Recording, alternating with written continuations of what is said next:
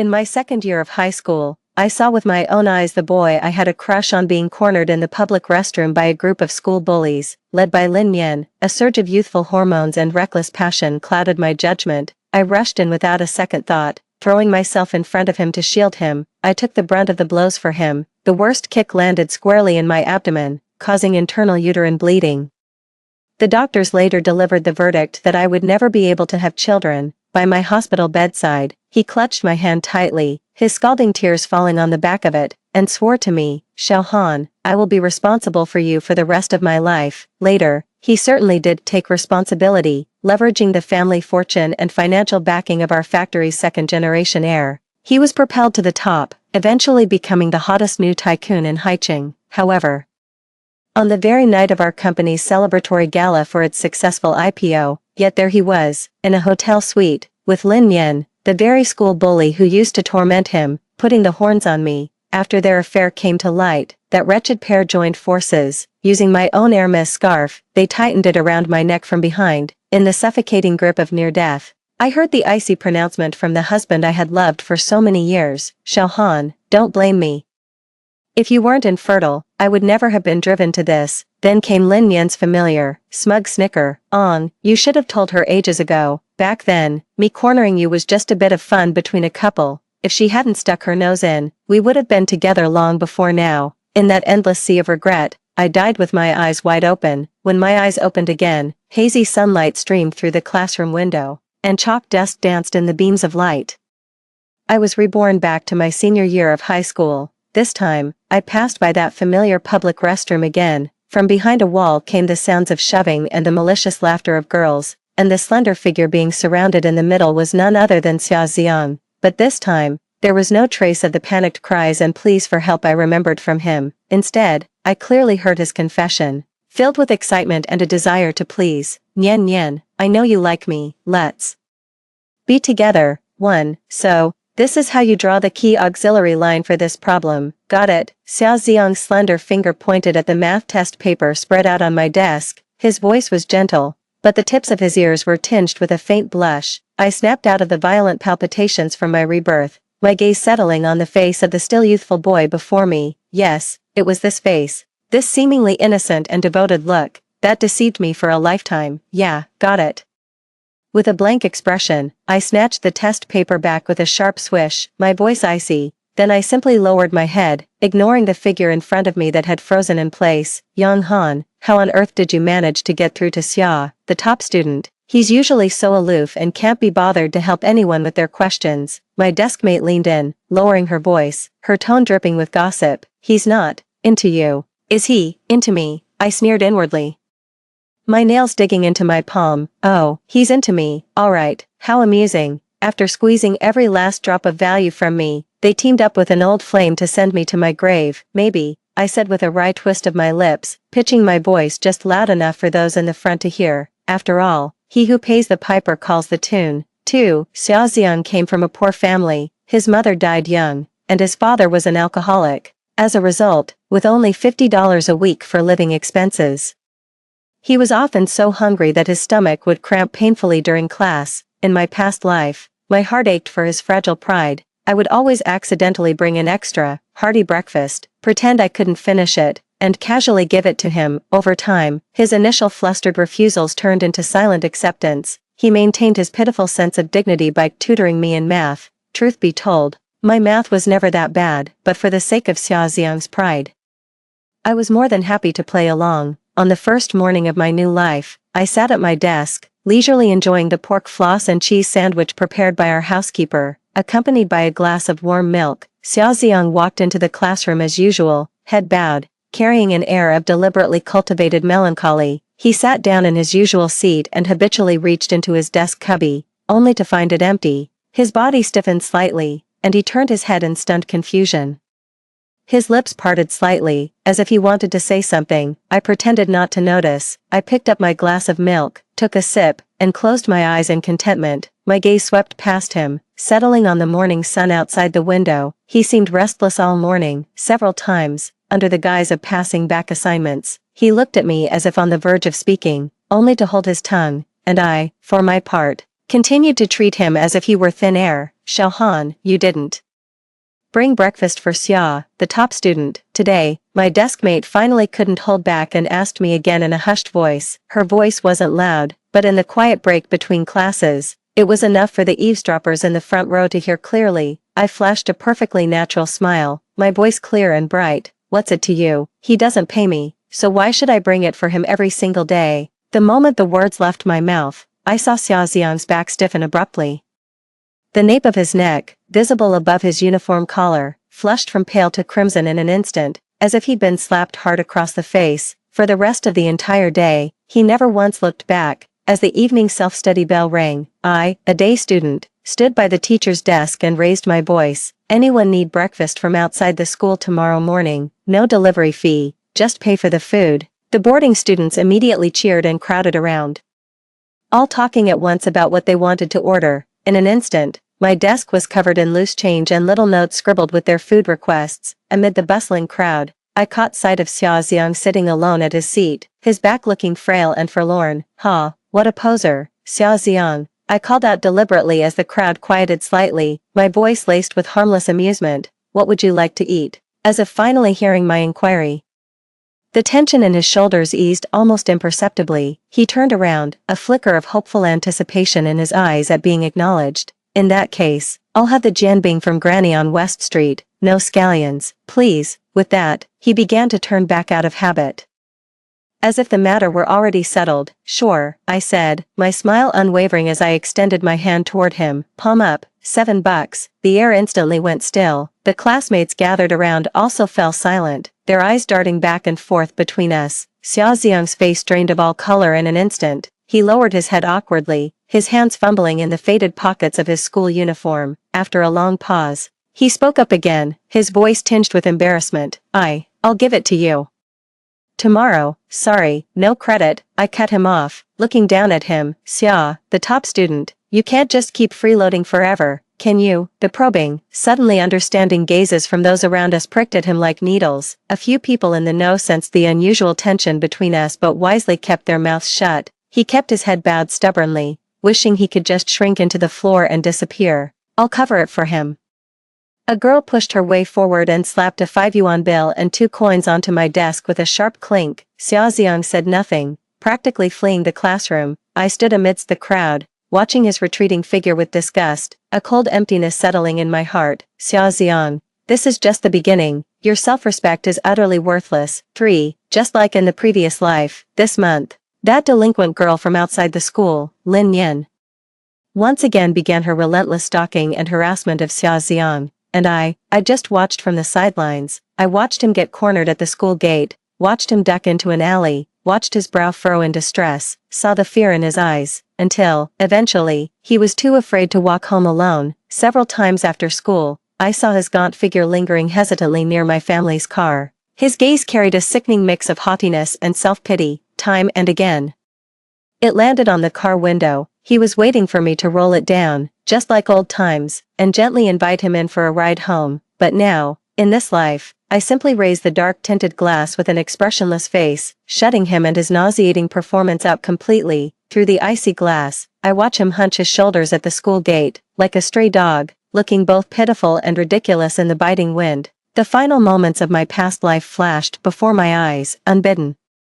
Him and Lin Yan on the hotel's rumpled sheets, the sheer viciousness in his eyes as he choked me. If only you weren't barren. A wave of gut-wrenching nausea hit me, and hatred, like a venomous fire, seared my very soul. Unable to bear it any longer, Xia Xiang took the initiative to go to the local police station, seeking help from the officers in an attempt to use external force to break free from Lin Yan.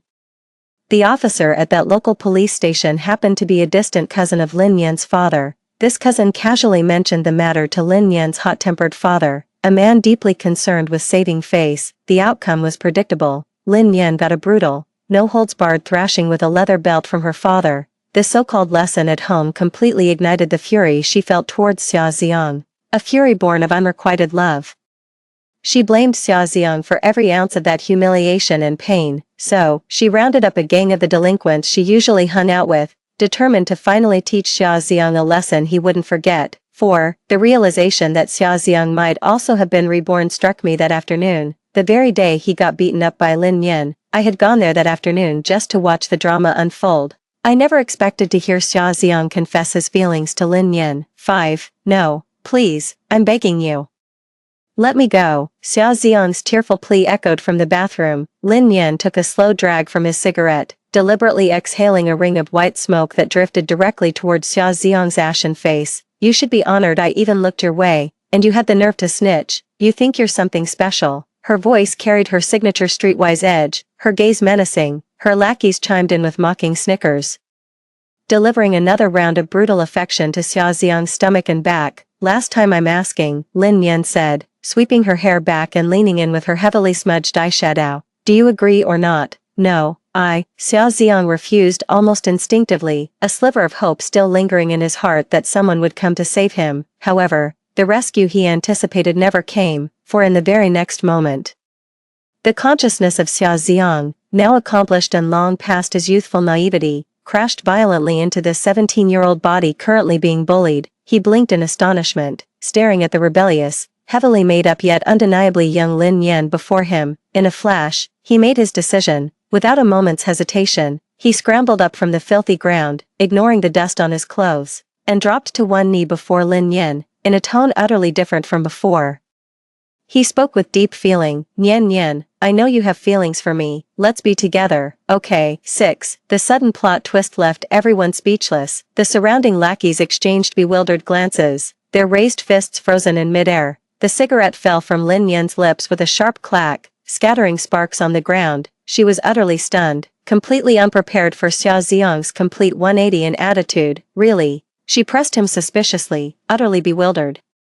Xia Xiang's mind was flooded with images from last night, the passionate, steamy scenes with the mature and alluring Lin Yin, staring at this youthful version of his mistress. He couldn't care less about the setting. He rose directly, took a step forward, cupped Lin Yin's face with a domineering air, and kissed her fiercely. Lin Yin had dated quite a few people, but this was the first time it had been so thrilling and full of such stark contrast, since her goal was achieved. After a moment of stunned silence, she also felt a thrill of conquest. 0. Nian Yin, Xia Xiang gasped as he pulled away, his forehead resting against hers, his voice deliberately lowered, laced with temptation. I'll make up for all those lost years between us. The surrounding entourage snapped out of their shock and immediately erupted into jeering screams, pulling out their phones to frantically take photos and videos of the man and woman who had just been at each other's throats but were now locked in an embrace. And I, standing quietly in the shadows at the mouth of the alley, held up my phone and clearly pressed the red stop recording button. What a magnificent, masochistic love story. 7. I put away my phone and slipped away from the chaotic alleyway without a sound. Xia Xiang's defection clearly pleased Lin Yin. From that day on, the two of them were secretly together, but Xia Xiang knew all too well that in her youth, Lin Yin had nothing but the nerve to run with the wrong crowd. He relished her youthful body and blind adoration, but what he truly craved was the lavish, high-rolling lifestyle of his past life. After one of their intimate moments, he held Lin Yin close and whispered in her ear, Nian Yin, all you'll get by staying with me now is hardship, but once we get our hands on the Yan family's money, what kind of good life won't be ours? He painted a picture of a future filled with mansions, sports cars, and designer bags.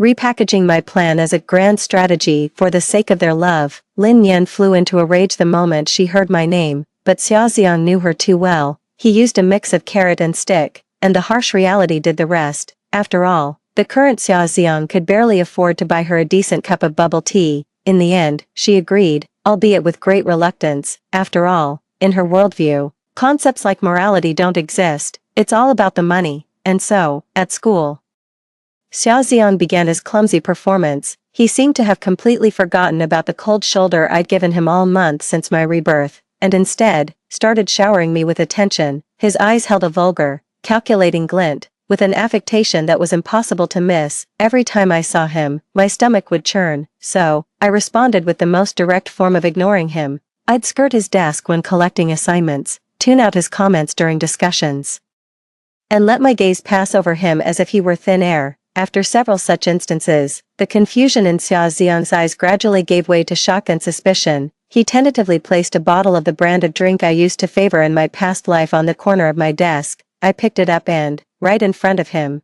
tossed it expressionlessly into the trash bin behind me. At that moment, I saw it clearly. His pupils contracted sharply, and the color drained from his face. He understood, Yang Han.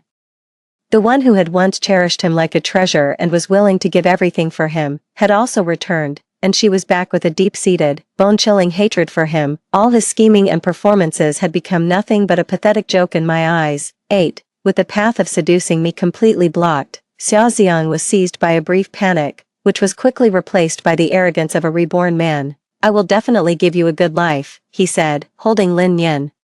His tone brimming with a blustering certainty. He was comforting Lin Yan, but even more so, he was trying to convince himself. Yan Yan, you know what? I have the business trends and opportunities of the next decade right here in my head. Even without relying on that Yang Han, I, Xiao Xiang, can start from scratch and make it big. Wait for me, Yan Yan. Wait until I get into a top university with my college entrance exam results. You have to wait for me. Xiao Xiang had long been intoxicated by the success of his past life and the sense of superiority that came with knowing the future. He had completely overestimated his ability to control this young mind and the vast amount of information within it, those vague business concepts, without detailed data support and a strong execution team, were nothing more than castles in the air. I'm well aware of all this, so I'm not worried that Xiao Xiang could make a comeback without any support.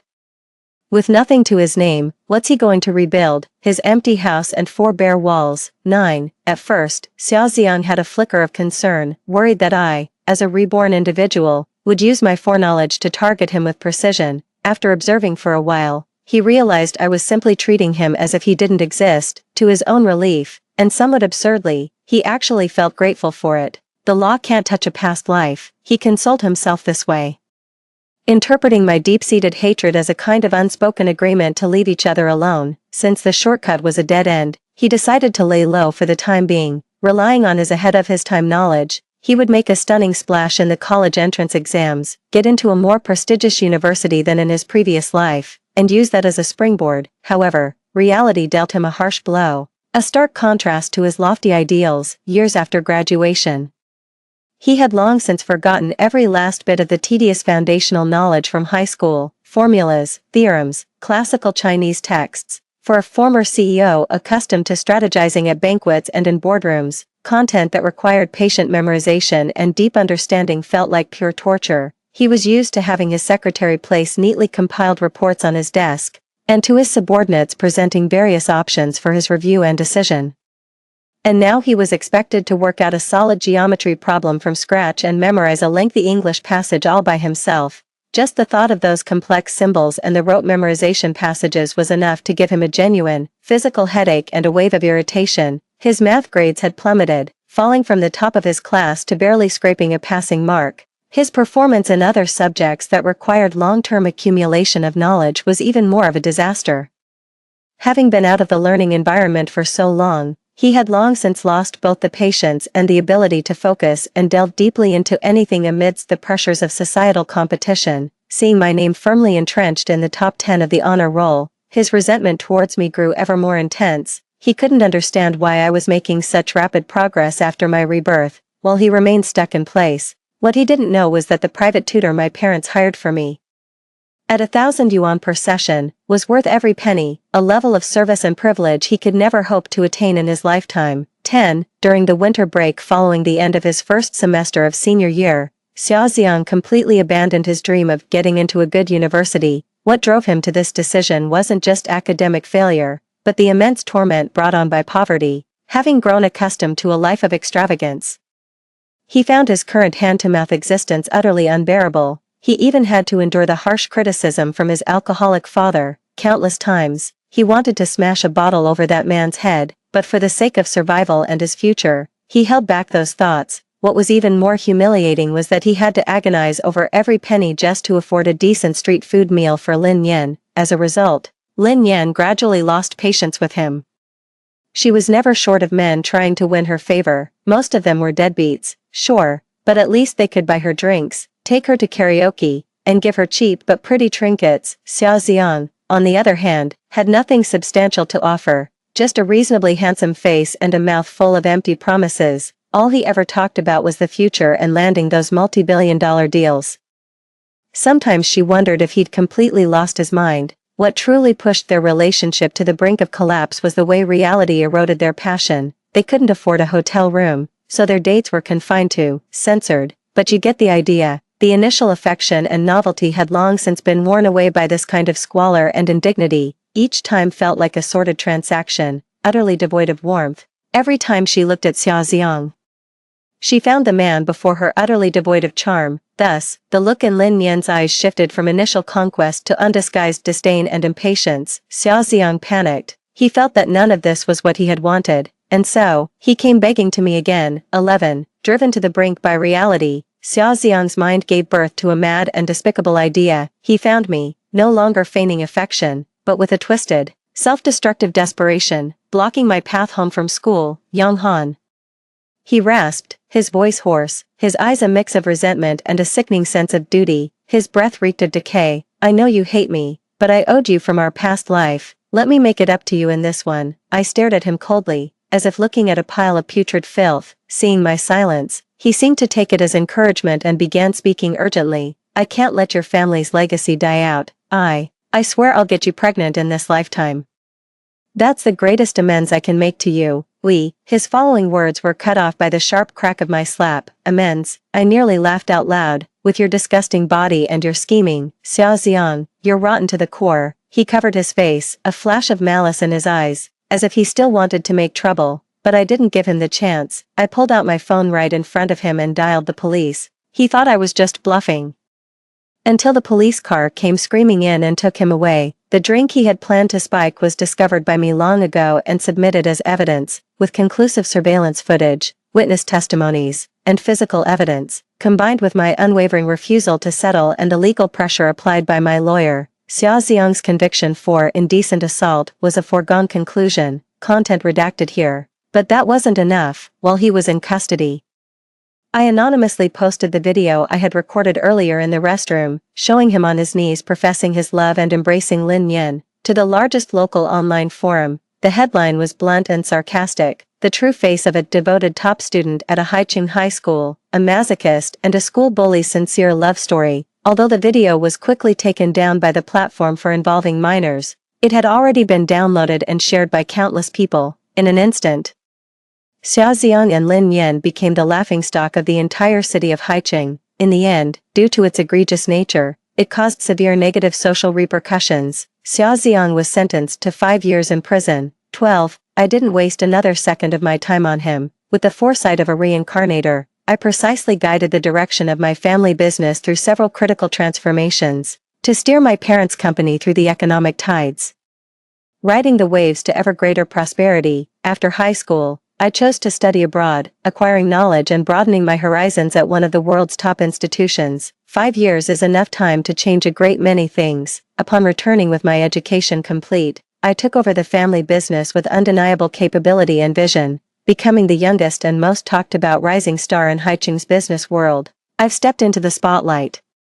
No longer the woman silently sacrificing from behind the scenes, under the glare of the flashbulbs. I am poised and confident. No longer that foolish girl who would take a knife for a scumbag. I cannot deny the courage of my past love-struck fervor, nor will I belittle the self from a past life who was deceived, because the one at fault, the guilty one, was never me. Even though I didn't go out of my way to ask about Xiaoxiang, busybodies still made sure to tell me all about it. The year Xiaoxiang went to prison, Lin Yan discovered she was pregnant. Her chaotic lifestyle and multiple previous, poorly handled abortions led her doctor to warn that if she terminated this pregnancy, she might never be able to have children. Left with no other choice, she gritted her teeth and had the baby. The child was born with severe deformities, including congenital imperforate anus and severe atrophy of both hands, a result of the mother's smoking and heavy drinking during pregnancy. As one might expect, Lin Yan was beaten half to death by her furious father and thrown out of the house. With nowhere else to go, she dragged her frail body and her child into Xiaoxiang's home, a place with bare walls and a father who was a heavy drinker. The crushing weight of life, the judgmental whispers of others, and the vile attitude of Xiaoxiang's father ground down the last vestiges of her youthful arrogance, leaving behind only numbness and resentment. 13. 5 years later. A high school reunion. In the opulent private dining room of the hotel, old classmates chatted and laughed, catching up on each other's lives. My former deskmate, now a teacher at a middle school, sat down beside me, looking at the confident, formidable person I had become. She was filled with a profound sense of nostalgia. "I never would have thought, Young Han," she murmured, her voice tinged with a hint of lingering fear. Xiaoxiang seemed like such a reserved and driven person back then. How could he have done something so terrible? I swirled the red wine in my glass, my gaze calm as I looked out at the city's neon lights. More often than not, a person's core nature doesn't fundamentally change just because their circumstances do. My voice was soft, carrying the clarity of one who sees the world for what it is. They are merely in an environment that amplifies their own desires for things they never truly possessed, or once had and lost. They become inordinately covetous, to the point of resorting to any means, becoming utterly detestable. My deskmate nodded thoughtfully. 14. After serving his 5-year sentence, Xiaoxiang stepped out through the prison gates. The sunlight outside the high walls was so harsh it made him squint, yet it still managed to illuminate the deep-seated numbness and weariness etched in his eyes. These 5 years had worn away the laughable arrogance he'd carried upon his rebirth, forcing him to confront a brutal, bloody truth with crystal clarity. Every step of his so-called success in his previous life was soaked in my sacrifices and irrigated by the resources of my family. Without me, he is nothing. He dragged his simple luggage back to the dilapidated place from his memory, the only place he could still call home. Yet, what awaited him at home was a hell more suffocating than any prison. Lin Yan had long been worn down by poverty and the burden of child-rearing, her youthful arrogance completely gone, leaving behind only a bitter resentment towards life and a deep-seated loathing for him. She didn't even bother to look up when she saw him return, greeting him with nothing but icy scorn. "Well, look who's back, the ex-con. Don't expect any handouts here." His alcoholic father was even more indifferent toward this son who had brought shame upon the family. What cut Xiaoxiang the deepest was his own son, born with a disability, huddled in the corner. He was also exceptionally withdrawn, not even looking at Xiaoxiang, just fiddling with the empty cigarette pack. A wave of overwhelming despair washed over Xiaoxiang. His life felt like it was trapped in a rusted, lightless iron cage, but he refused to accept it. That last shred of pride from his past life, or perhaps that impractical fantasy, was still clinging on, refusing to die.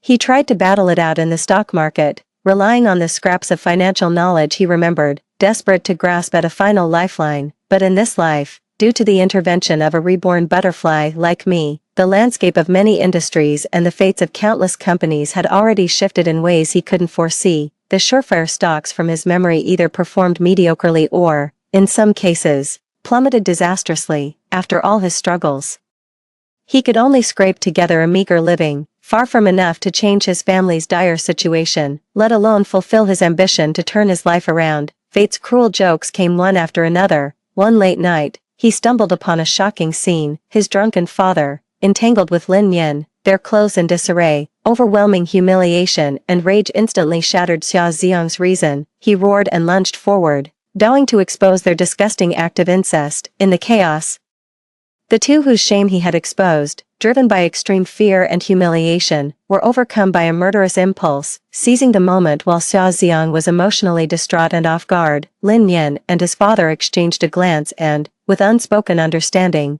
worked together to pin him down forcefully on the tattered bed. There was struggling, kicking, and then, finally, silence. In the final, fading moments of consciousness, the scenes from his past life flashed through Xiaoxiang's mind like a revolving lantern. In the hotel suite, how he and Lin Yan had used a silk scarf to tighten around Yang Han's neck from behind. So this was it, the karmic retribution, the wheel of cause and effect coming full circle. His eyes wide, he drew his last breath, his face frozen in an expression of boundless regret and the stark terror of final understanding. 15. In a brilliantly lit penthouse office somewhere in Haicheng, I was reviewing the company's strategic plan for the next quarter. Outside the window, the vibrant city nightscape glittered with neon lights, mirroring my own flourishing life. Everything concerning Xiaoxiang had long since vanished like dust scattered by a breeze, leaving not a single trace in my life. My world is vast and bright, and the future holds endless stars and seas for me to conquer. The end. Story 2. My sister and I were the most beautiful twins in the orphanage, simultaneously noticed by a family of doctors and a top-tier wealthy family. In our past life, my sister chose the wealthy family for their fortune, stepping into that top-tier Maybach without hesitation. Little did she know what awaited her was a disabled, temperamental young master of the wealthy family. my sister was told she was his dog in life, and after the young master's death, she was forced to be buried alive with him, raised in a family of doctors. I became the golden prodigy of the hospital, pampered like a princess alongside my genius but aloof stepbrother. My sister, consumed by jealousy, stabbed me to death on my wedding day. Why should I be the only one living such a miserable life? When I opened my eyes again, we had returned to the day we were adopted. This time, my sister took the initiative to hold the doctor's wife's hand first. I smiled as I watched her triumphant figure walk away. Can't even outplay a brainless rich young master. And you think you can outsmart a cunning Yandere? 1. The Shen and Li families left the choice to me and my sister, Cece, Ran. The two of you decide for yourselves who you want to go with. I was just about to say I wouldn't choose either when my sister eagerly took Madame Shen's hand. Auntie, you're so beautiful, and you have such a lovely fragrance. I want to go with you. At that moment, I realized my sister must have also been reborn. Because she made a completely different choice from our previous life. On this day in our past life, both the medical Shen family and the wealthiest Li family came to the orphanage to select children, explicitly requesting girls. My sister and I, being the most beautiful twins in the orphanage, were immediately chosen by both the Shen and Li families. They also gave the choice to us sisters. That year, my sister and I were only 8 years old. None of us had much understanding of medicine. But upon hearing the term richest man, my sister eagerly grabbed the hand of the richest man's wife, exclaiming, "Auntie, you're so beautiful, I'll go with you." Just like that, my sister left with the richest man, while I was taken home by the Shen family of medicine. Over a decade later, I became the golden-handed surgeon at the hospital, and the childhood bond with my foster brother became a celebrated tale, with everyone saying we were a match made in heaven. Whether it was my foster parents or my foster brother, they all treated me with utmost kindness. To outsiders, I am the little princess of the Shen family, the object of envy and jealousy for thousands, having reached Rome by being adopted by the Shens. Among them is my sister. It turns out that after she returned home with the tycoon, she never had a single good day. The tycoon's family has complicated relationships, including a stepmother renowned for her virtue and a deranged, gloomy son. The reason the richest man's wife wanted to adopt a girl was publicly stated as giving her stepson a younger sister to make him happy. Privately, however, she had a different explanation when speaking to the sister. "Cece, the reason I brought you back is for you to play with your brother and keep him happy. Remember, your brother is everything to you. If he's well, you'll be well. If anything happens to him, you must be buried with him. Do you understand?" The sister tried to run away several times, but was always caught and brought back by the powerful and influential richest family. The richest man's stepson initially had no interest in his sister, but her repeated escape attempts caught his attention. Like a grasshopper tied to a string, no matter how much it struggles and tries, it can't escape the restraint of the rope. Thus, the sister truly became the human plaything of the Li family. She grew up in such an environment, her personality already twisted, so when she saw how well the Shen family had raised me, spoiling me like a little princess, the jealousy in her heart turned into raging flames, burning away her last shred of reason. On the day of my wedding to my adoptive brother, my sister rushed at me with a knife and stabbed me to death. In the second before I collapsed, I heard her screaming hysterically, "Why am I the only one living such a miserable life?" Yet the very next moment, the knife embedded in my heart was pulled out. It's my foster brother indeed. His face was expressionless, his pitch-black eyes utterly calm, yet he kept stabbing my sister over and over, until my sister too collapsed on the ground. I turned my head to look at my sister one last time, then breathed my last. Now that I've been reborn, I never want to repeat the mistakes of my past life. But my sister pushed me in front of the tycoon's wife, saying, "Little sister, the life of wealth and luxury in the tycoon's family is all yours now. Don't thank me too much." The tycoon's wife held my hand and said with a smile, Ran, come home with mom." I turned my head to look at my sister. My sister also smiled with squinted eyes and waved at me. "Goodbye, little sister." I couldn't help but laugh too. "Sister, since you're so determined to steal the life I had in my previous existence, then, don't you dare regret it." 2. I still followed the billionaire's wife home. Not only because I'm still a child now. If I refused adoption by the billionaire's family, the orphanage director wouldn't get benefits and might retaliate against me, but also because I'm quite covetous of the billionaire's wealth. As soon as we entered the villa, the billionaire's wife immediately called the butler. "Quick, bring the young master down." The butler nodded in agreement and promptly took someone upstairs. In no time, an enraged voice came from upstairs, "Get out. And tell that woman to get out too." I looked up at the billionaire's wife. The billionaire's wife's gaze was fixed on the upstairs. From this angle, I could see the cold glint and triumph in her eyes. Suddenly, she lowered her eyes to look at me, her gaze sharp. "What are you looking at?" Scared, I tried my best to act like a child, timidly hiding behind her. "Mommy, is that Big Brother? He looks so scary." The billionaire's wife firmly grasped my small hand and led me upstairs. The furious voice grew louder and clearer, yet the billionaire's wife smiled gently and brought me to that room. "Qingyan, why are you throwing such a big tantrum again? Look quickly, guess who I brought for you?" As she spoke, she pushed me toward Li Qingyan. "This is your little sister. See, isn't she pretty and adorable? From now on you'll have a sister to keep you company." A flying vase interrupted the billionaire's wife mid-sentence. "Mom, watch out." I used the opportunity of pushing the billionaire's wife aside to dodge the vase myself. Li Qingyan's voice grew increasingly furious, his eyes burning with deep hatred. "Get out, all of you, leave first." The billionaire's wife waved her hand, dismissing the butler and servants. She held my shoulders with both hands, bent down, and said to me, Ran, from now on you must take good care of your brother. Whatever he says, you must obey. The reason I brought you back is for you to play with your brother and keep him happy. Remember, your brother is everything to you. If he's well, you're well. If anything happens to him, you must be buried with him. Do you understand? I pouted my lips, forcing out a tear. "Mommy, I'm scared." The billionaire's wife's gaze suddenly turned sharp and icy. "Afraid of what? Go play with your brother." She released me and stood up straight, smiling kindly and gently at the furious Li Qingyan. "Qingyan, you play with your sister. Auntie won't disturb you too." With that, she left, carefully closing the door behind her. I watched the billionaire's wife leave, wiped the tears from my cheeks, and turned back to face Li Qingyan without a trace of fear left. Li Qingyan's icy gaze bore down on me, his thin lips parting slightly as he coldly spat out a single word. "Get out." I stepped forward. "I won't." Li Qingyan narrowed his eyes dangerously. "You're just a dog that woman sent to spy on me. Aren't you afraid I'll kill you?" I raised an eyebrow. "Kill me, and you'll never stand up again in this lifetime." Fury returned to Li Qingyan's flawless face. "You're looking for death." I glanced back at the door again to ensure the billionaire's wife wasn't eavesdropping, then lowered my voice to a volume only Li Qingyan could hear. "I can cure your legs." Li Qingyan laughed in extreme anger, scanning me up and down. "You? An 8-year-old girl?" "Yes, me." I took another step forward, closing the distance between us. "Besides, right now I'm the only one you can trust." Li Qingyan finally noticed something was off about me. "Who exactly are you?" I shrugged. "Just an 8-year-old little girl." Li Qingyan scoffed lightly. "That woman is truly formidable. She can find anyone. It seems I can't underestimate you. It's not that woman who's formidable. It's me." I extended my hand. "I'll heal your legs.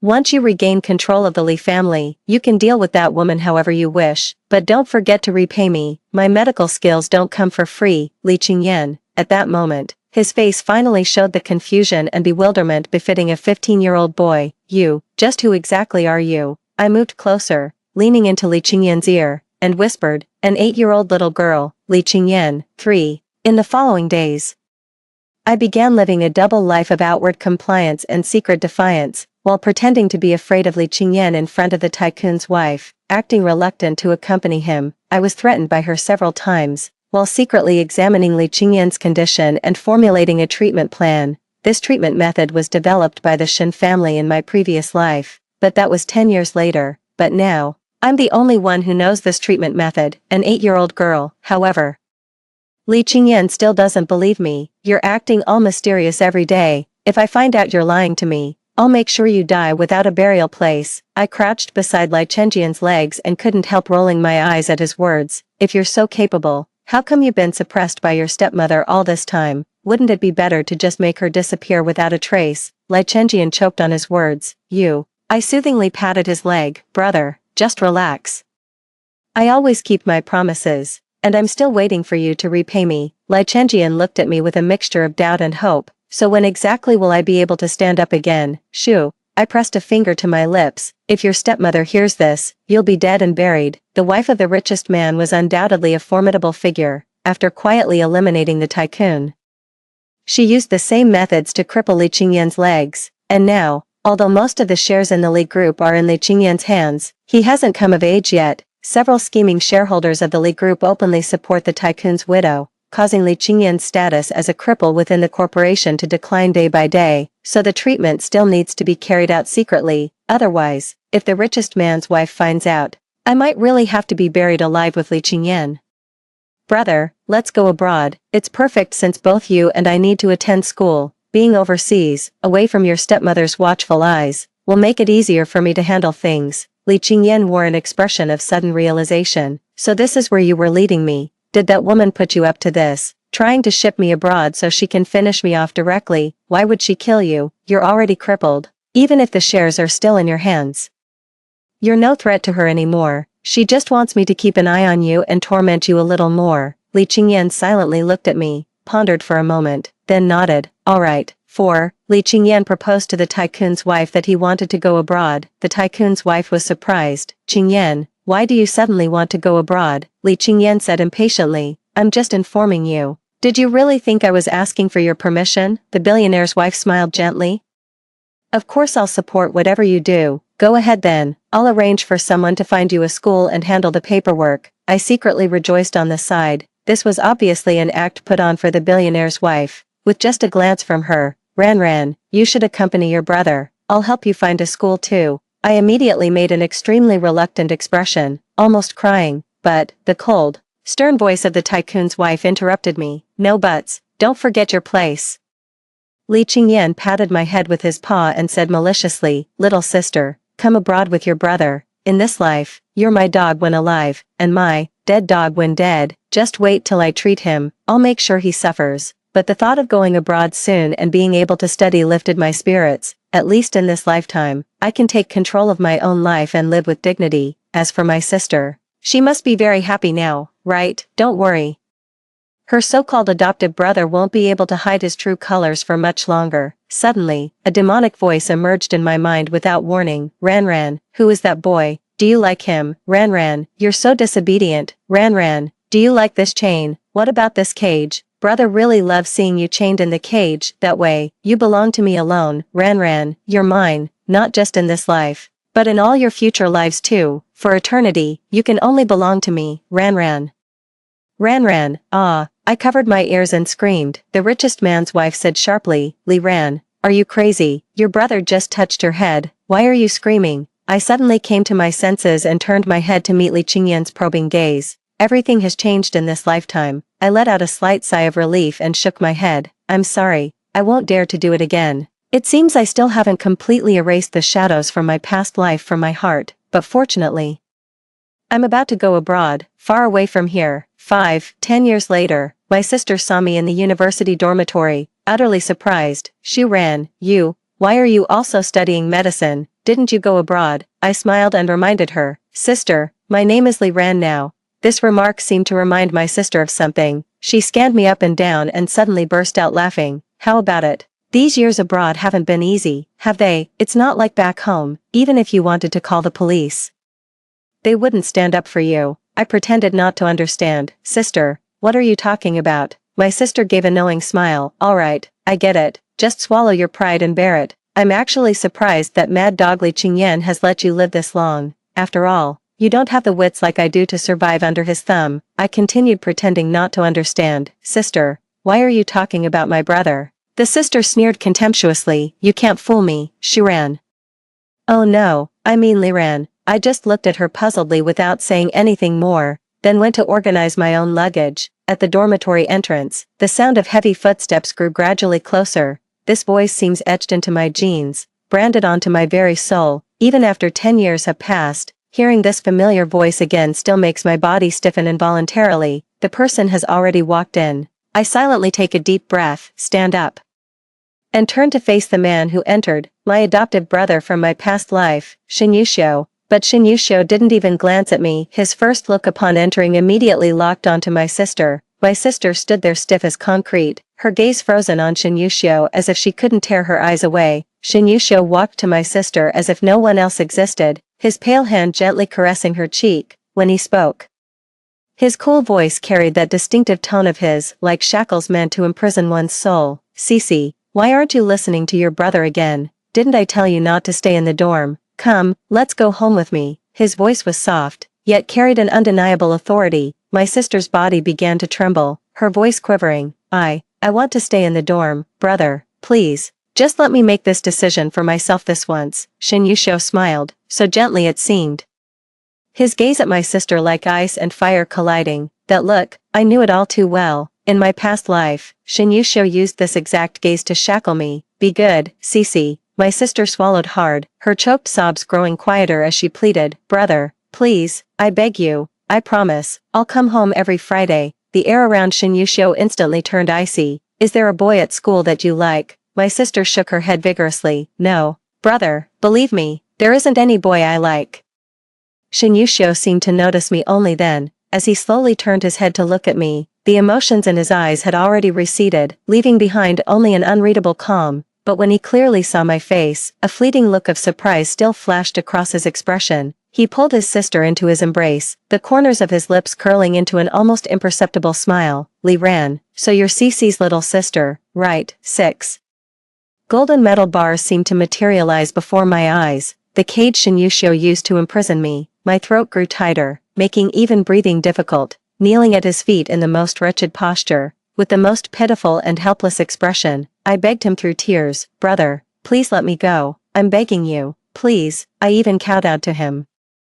Shin Yusho crouched before me, his cold finger slowly tilting my chin up. No, Ran, if I let you go and you run away, where would I find you? Ran, you know I can't live without you. These were things from my past life. That's right, they were things from my past life. I silently let out a sigh of relief and nodded with a smile. I'm Lee-ran. Shin Yusho smiled knowingly. No wonder our Cece insisted on living on campus. So she knew her younger sister had returned from abroad and wanted to reunite with her. He then turned to face my sister. Ran, I'll let you stay in the dormitory for a few days to experience it. I'll come pick you up in a few days. My sister's tense expression softened slightly as she nodded. Okay, thank you, brother. Shin Yusho gently patted his sister's head. No need to say thank you to your brother. He lowered his head, placed a light kiss on his sister's forehead, stroked her cheek, then gave me a gentlemanly nod before leaving. My sister's legs gave way, and she collapsed onto the edge of the bed. I walked over, taking in my sister's pale face. Sister, what's wrong? Why are you so afraid of your brother? Has he treated you badly? My sister looked up at me like a robot recharged after running out of power, and suddenly burst into laughter. Lee-ran. Actually, you didn't have it easy in your past life either, did you? Shin Yusho is a freak.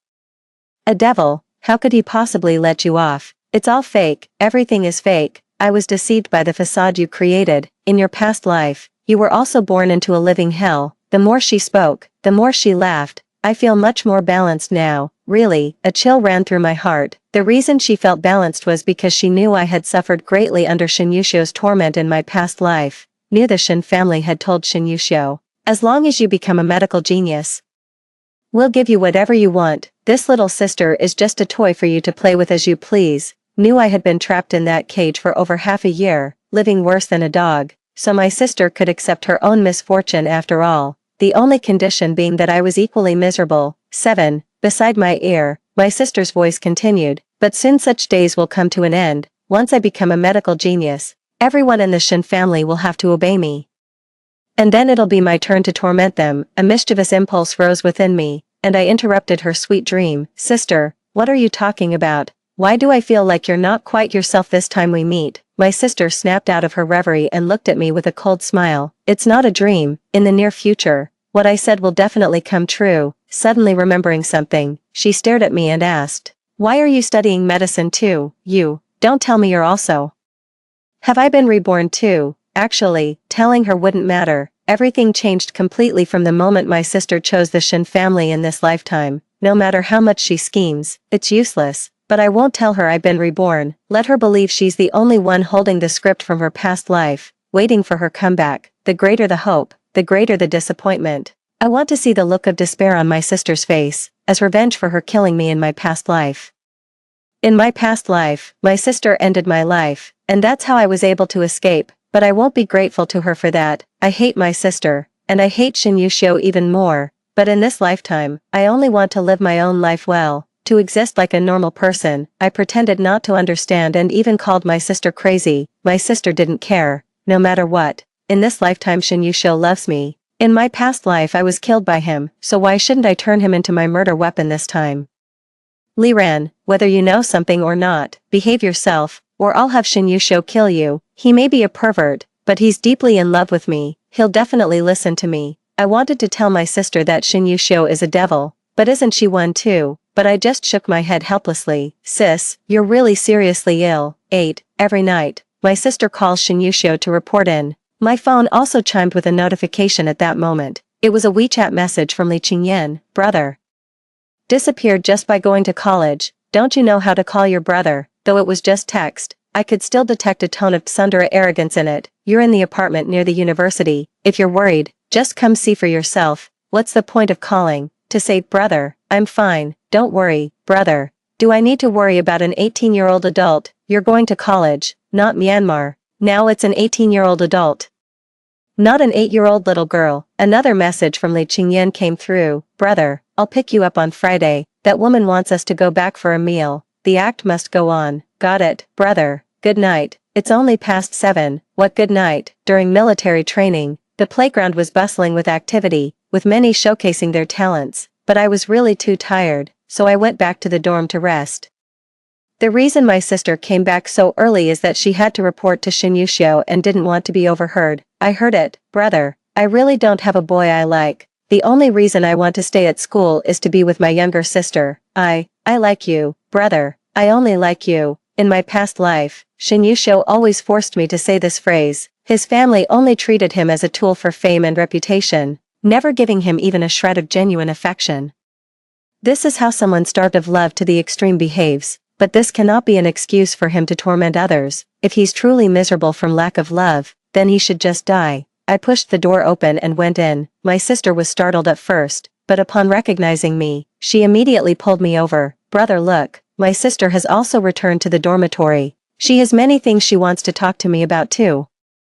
Shin Yusho just glanced at me through the screen before saying goodbye to my sister. As the video call ended, a look of disgust finally surfaced on my sister's face. When she turned and noticed me watching her, she immediately glared fiercely. What are you looking at? I'm warning you. Behave yourself. Don't say anything you shouldn't. If you dare scheme anything, you'll be the one getting hurt in the end, in this lifetime. It's me whom Shin Yusho loves, I mocked with a laugh. Sister. You're always talking about past lives and this life. If you say these things just to me, fine, but if others hear you, they'll surely think you've gone mad. Also, I noticed you seem to really dislike your brother, yet you keep saying he only loves you. Could it be that you're suffering from Stockholm Syndrome? I'm not. My sister lowered her voice and muttered, I just really dislike him. She then asked me, don't you dislike Li Qingyan? You mean my brother? I shook my head and continued, no, I don't dislike him at all. My brother treats me extremely well. The elder sister sneered, stop pretending here. Would that crippled bastard treat you well? Shin Yusho is a pervert, but is that lame wretch any better? I should have refused to be adopted by them from the start. Who says it isn't so? In her previous life, she was clearly killed by Shin Yusho, yet after rebirth, she chose the Shin family without hesitation. If she had refused adoption, she could have lived a good life in this lifetime by utilizing the cheat from her past life. I feel the same way, yet we both still walked the same old path from our past lives, even though we exchanged each other's paths. But I'm confident that my path in this life will become faster and smoother as I walk it. 9. Friday, after finishing military training, I returned to the dormitory to change clothes. Preparing to go find Li Qingyan, my sister had also changed her clothes, and the two of us left the dormitory building together. Not far away, 2 luxury cars were parked side by side. The Bentley belonged to Shin Yusho, while the Aston Martin was Li Qingyan's. Upon seeing my sister, Shin Yusho got out of his car and walked gracefully towards us, directly taking her hand while giving me a friendly smile. How have you two sisters been this week? I was just about to speak when Li Qingyan's driver got out of the car. He took out a folding wheelchair, opened it, and then helped Li Qingyan get down and sit in the wheelchair. My sister looked over and instinctively held on to Shin Yusho's arm. Just as I have a shadow over Shin Yusho, my sister also has a shadow over Li Qingyan. Shin Yusho was flattered, looking down at my sister's hand tightly clutching his arm, the corner of his lips curling up silently. What's wrong, Cece? My sister snapped back to reality and gave Shin Yusho a sweet smile. Nothing, I just missed you, brother. Shin Yusho's eyes were tender as water, lowering his head to place a kiss on his sister's forehead. I missed you too. Li Qingyan had already arrived. He also recognized his sister at first glance. Although our living environments had differed greatly over the years, and our appearances are no longer as similar as before. It's still obvious at first glance that we're twins, Ran. Is this your sister? Li Chenjian gave her a faint smile. Why didn't you tell me earlier? Then he extended his hand toward the sister. The sister hesitated, shook hands with Li Chenjian, and said, don't blame my younger sister. Please don't hit her. This wasn't her speaking up for me at all. It was pure schadenfreude. A flash of surprise crossed Li Chenjian's expression as he glared at me. Li Ran. Is this how you tarnish my reputation outside? When have I ever hit you? That wasn't me saying it. It was sister's assumption. Besides, have you forgotten, when we first met, you immediately threw a vase at me. Li Qingyan's eyelid twitched slightly. Shut up. I immediately closed my mouth. Older sister burst out laughing. It was clear she was genuinely happy to see me doing poorly. Casting a sympathetic yet satisfied glance at me, my sister tightened her grip on Shin Yuxiu's arm. Brother, let's go home, Shin Yuxiu responded indifferently.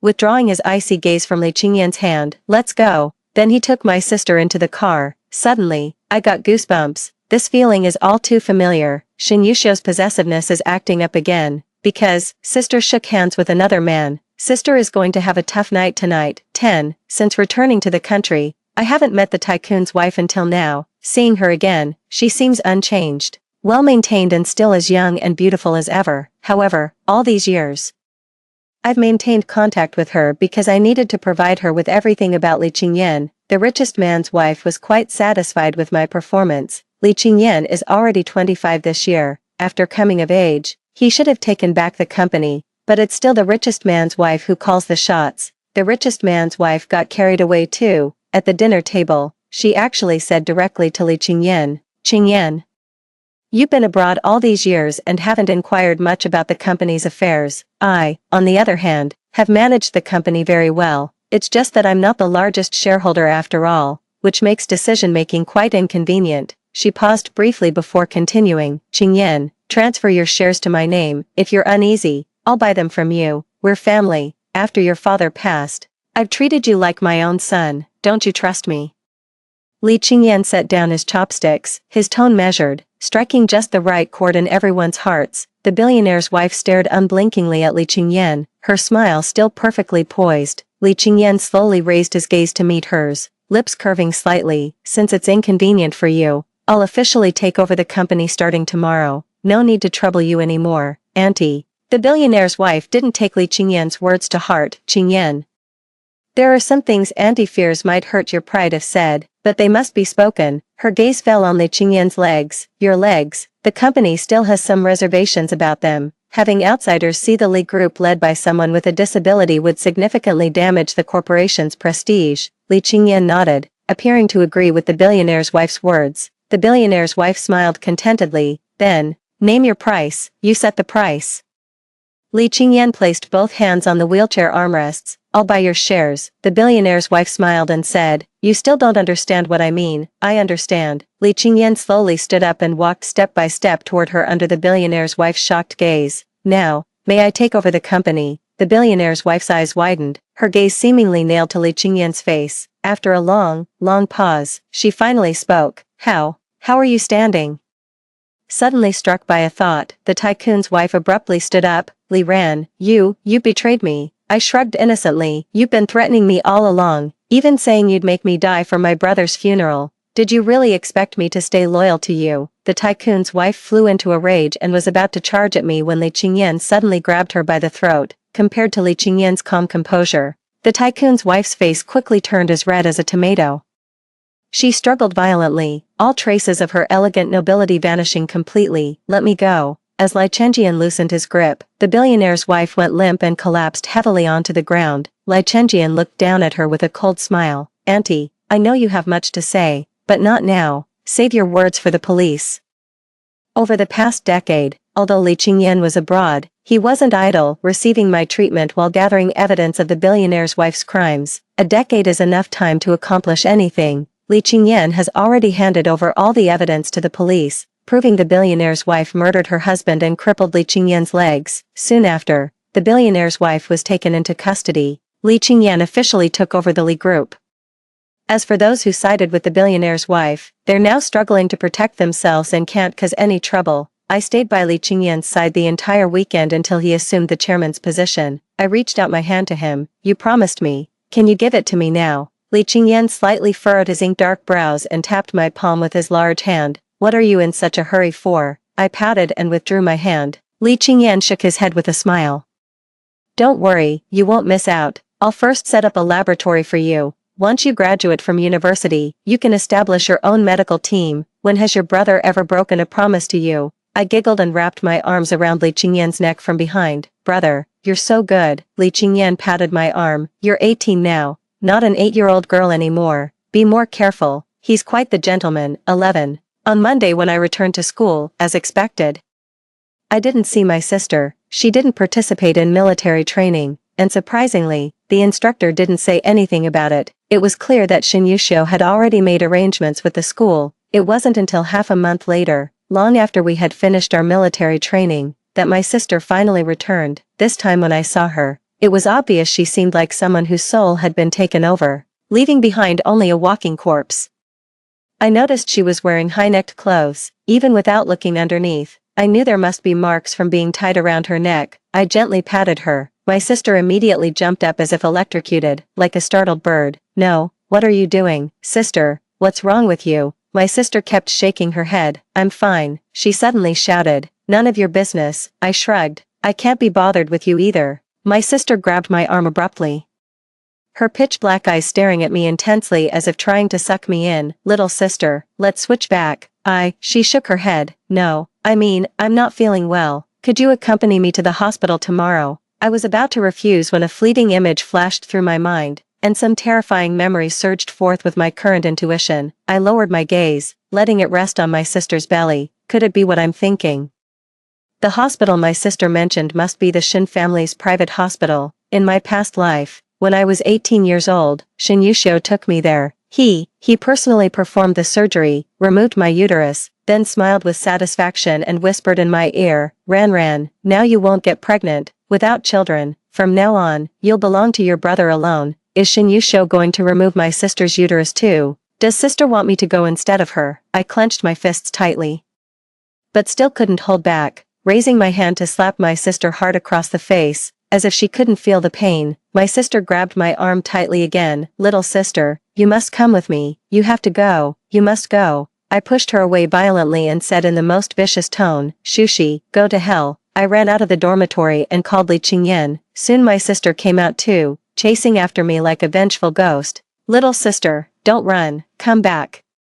I kept running toward the school gate until I crashed headlong into Li Qingyan's arms. Catch her, my sister shrieked, seeing me stop. She laughed excitedly and charged at me. Little sister, aren't you my good sister? Since you're my sister, you should sacrifice yourself for me. Li Qingyan pushed his sister away as she leaned in. His sister's expression turned fierce, about to lunge at him, but when she clearly saw Li Qingyan's face, she froze in shock. After a long while, she finally snapped out of it, shaking her head frantically. Your legs, how are you standing? Why is this happening? You too, Li Qingyan, let her go. Why are you protecting her? Wouldn't it be better if she died? Shouldn't you hate her? What, you still don't know, do you? She's your stepmother's pawn. She's been spying on you for her, and she even wants you dead. Li Qingyan shielded me tightly behind him. At that moment, Shin Yuxiu arrived. 12. When my sister saw Shin Yuxiu, she completely broke down. She immediately knelt at Shin Yuxiu's feet. Brother, please spare me. Don't alter my brain, I'll die. She suddenly pointed at me again. Shu Ran is your sister. She should be your sister, not me, not me. You love Shu Ran. Take her back. She desperately kowtowed to Shin Yuxiu until blood seeped from her forehead. Spare me, spare me. Shin Yuxiu gently helped my sister up and smiled at me and Li Qingyan.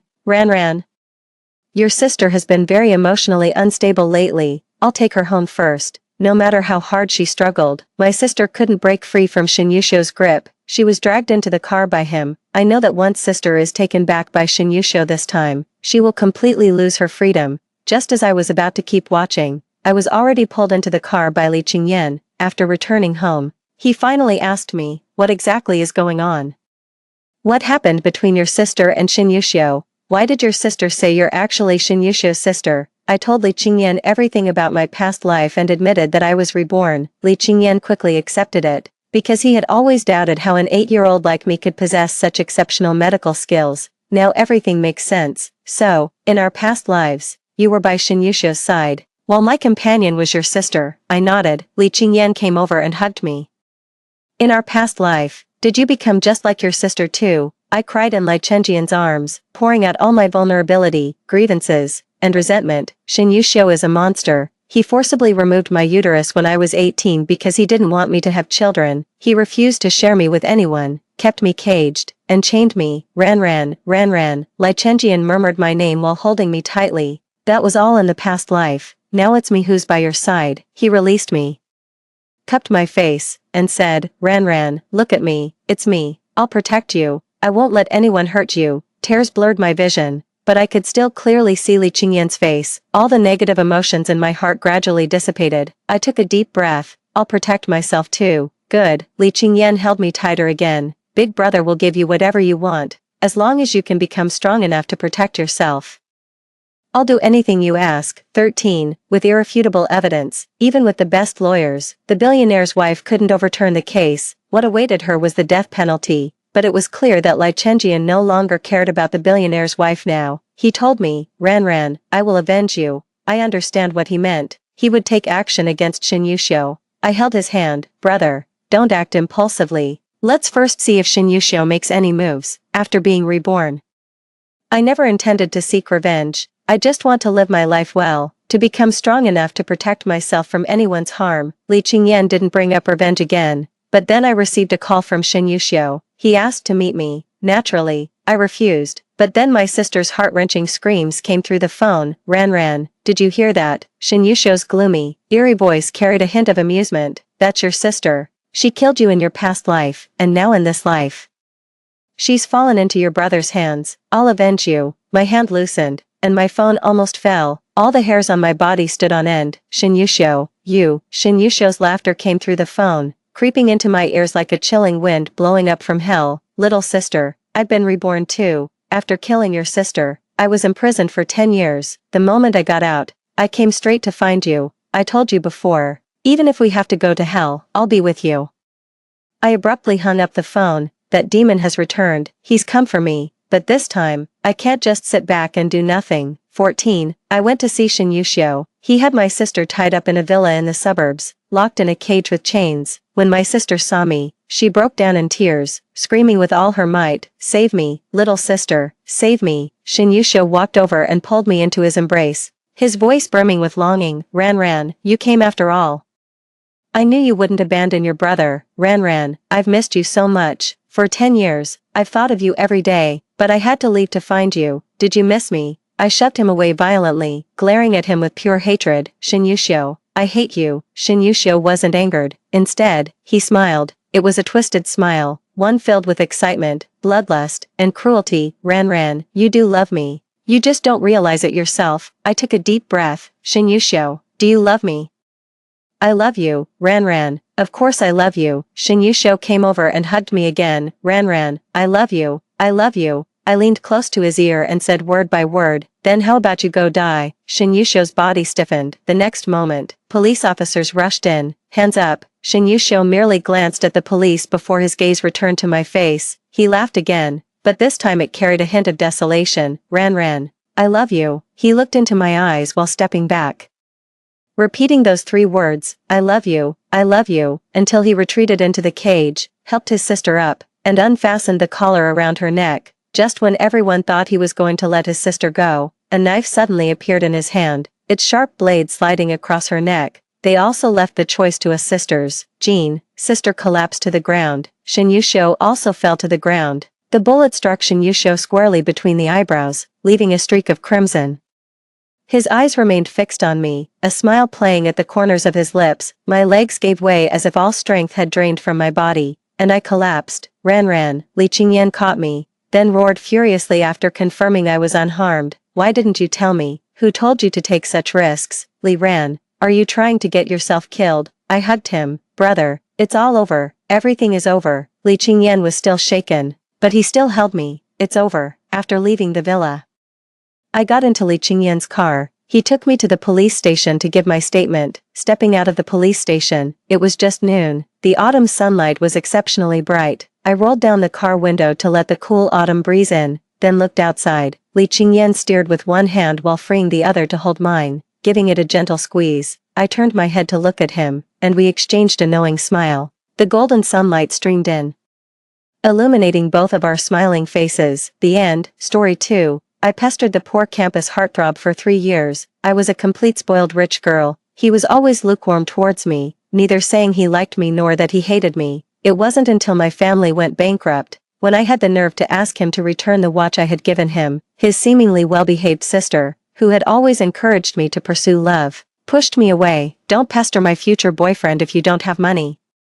Okay, only then did I know that the sister he had been taking good care of and showing concern for wasn't his biological sister, but his foster sister. The campus heartthrob who had always given me a cold shoulder actually obeyed her every word. He had been playing along with me for a full 3 years because of her. After being reborn, I went back to the day when I forcefully pursued the campus heartthrob. I hugged the arm of the wealthy young master who was engaged to me and walked straight past without even glancing at him. In this life, I don't want to love him anymore. However, the campus heartthrob, who was originally beaten until he was covered in bruises, opened his eyes with great difficulty and tightly grasped my ankle with regret and pain. 1. I stood on the rooftop and took a puff of my cigarette. The major debts of the company had all been transferred to my name in the past 2 months or so. For a full 73 days and 8 hours, I hardly had a full night's sleep. All I could think about when I opened or closed my eyes was how to raise funds. My mother passed away due to a stroke. My father was so devastated that he started drinking heavily. My elder brother was completely down and suffered from severe depression. I took on all the burdens, but no miracle happened. I was really just a spoiled rich girl. When it came to this critical moment, I could only think of one solution. After finishing the cigarette, my hands were a bit shaky. I couldn't help but open the chat window with Pei Guyan. The last message in it was still the good night he sent me by rote 2 months ago. I spent 100,000 yuan to get his WeChat account and 300,000 yuan to have him send me good morning and good night messages every day. But this routine had already ended because I couldn't help but slap his sister, Ji Qing. 2 months ago, I stared at the chat window, typed, and sent, Pei Guyan. I lit another cigarette and told myself that after finishing the cigarette, I really shouldn't hesitate anymore. The first minute, Pei Guyan didn't reply. While waiting, I boredly flipped through my contact list. They were all fair-weather friends. They all avoided me like the plague after they learned that my family had gone bankrupt. The few true friends I had gradually drifted away from me in the past few years when I was desperately chasing Pei Guyan. I had no one to talk to anymore. The second minute, I didn't indulge Pei Guyan. I called him over and over again, using the most disgusting ways I could think of. Pei Guyan, baby Pei, sweetheart Pei, handsome guy who looks like a big sweet potato with a butt so tilted that it can hold up the pyramid. After being a spoiled rich girl for 23 years, the only thing I was good at was flirting with others. The third minute, Pei Guyan finally couldn't stand it anymore and sent, Xin Yuzhu, stop being crazy. Okay, I smiled and took a fierce puff of the cigarette. What's wrong? We've tried all kinds of positions in bed. Are you being a hypocrite, Mr. Campus Heartthrob? Are you afraid that your girlfriend will check up on you? Pei Guyan was silent for a few seconds, and the message he sent was cold and heartless. Xin Yuzhu, Xiaoqing is my sister. You still haven't changed your habit of slandering others randomly with your young lady's temper. It's really disgusting. Sister, 2 months ago, when I was so poor that I had no choice but to go to Pei Guyan and ask for the watch I had given him back,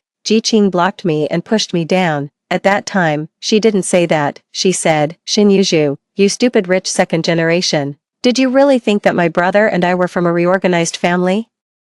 We grew up together and like each other. You're just the first pot of gold on my brother's road to success. How many times in the past, when I couldn't figure out Pei Guyan's thoughts and was so tired that I wanted to give up, it was Ji Qing who pretended to be well-behaved and encouraged me. Sister Yuzhu, my brother is just cold on the outside but warm on the inside. Just chase him boldly and be more generous. He will definitely fall for someone like you. But after I lost my money, she suddenly changed her attitude. It turned out that all of this was just their couple's role-playing. I was stupid. And I admit it, money is the best shelter in the world. I was too rich before, and my parents and elder brother loved me too much, so I didn't strive for progress. I deserved to be deceived. It's just, the cigarette was almost finished. I didn't have the time to argue with Pei Guyan about his lies. Holding on to the last bit of hope, I asked, Hey, Pei Guyan, Can you return that Rolex Submariner I gave you? He disliked that watch the most and never wore it. He said it made him look like an uneducated upstart. Pei-Guyan hesitated. What trick are you playing now?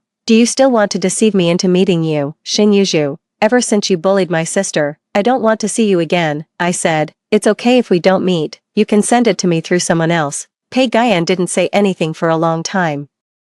And there was only a short cigarette but left of my cigarette. I didn't have time anymore. I comforted myself that even if I got the watch back, it would just be a drop in the bucket. It didn't matter anymore. Pei-Guyan, okay, tell me an address, and I'll send it to you by express delivery. I sighed. Forget it then, it's too late. Pei-Guyan, Shin Yuju, what on earth do you mean? I took the last puff of the cigarette forcefully. The cigarette but was burned so short that it almost burned my lips. I never thought that one day I would use this stingy way of smoking. I stood up and made my last request to Pei-Guyan. Hey, Pei-Guyan, say goodnight to me one more time. Pei-Guyan said, why should I? I stared at those 3 words and unexpectedly found that my heart still ached. Sigh, loving him was really a painful thing. Fortunately, I wouldn't have to suffer from this pain anymore. I didn't reply. I stuffed my phone into my pocket and took a deep breath. Then, without hesitation, I jumped off the tall building. I knew that 5 minutes later, my father and elder brother would receive a timed text message. Daughter/sister is incompetent and can't revive the company. But don't worry, when a person dies, the debts are cleared, you can live well from now on. By the way, the little niece is so cute. Teach her to study hard and make a name for herself. Don't be like me. I closed my eyes. In the next life, I don't want to be a spoiled rich girl anymore. I don't want to hit anyone's wall of resistance anymore, not even until my head bleeds. 2. After a severe bout of dizziness, I tried my best to open my heavy eyelids. Then, I was stunned. The surroundings were neither the white walls of a hospital ward nor the burly men from a debt collection company. There was only a bustling entertainment club filled with feasting and revelry, a world of luxury and debauchery. I slowly lowered my head and saw the out-of-season Chanel haute couture dress I was wearing, which was from 3 years ago, and I was filled with confusion. You're going a bit too far. I know you don't want to come to this blind date, but at least pretend a bit. Why are you even starting to play with your fingers while looking down? Is what I'm saying that boring? A man's somewhat lazy voice came from in front of me. I looked up. It turned out to be Su Mingluan, the eldest son of the Su family. 3 years ago, we went on a blind date. I was stunned. I had actually been reborn back to 3 years ago. Suddenly, there was a commotion outside the window. There were people scolding, and the sounds of punching and kicking. I remembered everything. In my previous life, I heard this commotion. Relying on my status as the young lady of the Shin family, I went to see what was happening. After that, I fell in love at first sight with Pei-Guyan, who was being beaten up. I spent money to settle the matter with the guests who were beating him up. Unfortunately, my subordinates were too considerate and provided a one-stop service. Not only did they treat Pei-Guyan's injuries, but they also cleaned him up, got him drunk, and sent him to my bed, unaware of the truth. I thought that Pei-Guyan had offered himself to me out of gratitude, so I readily accepted without hesitation.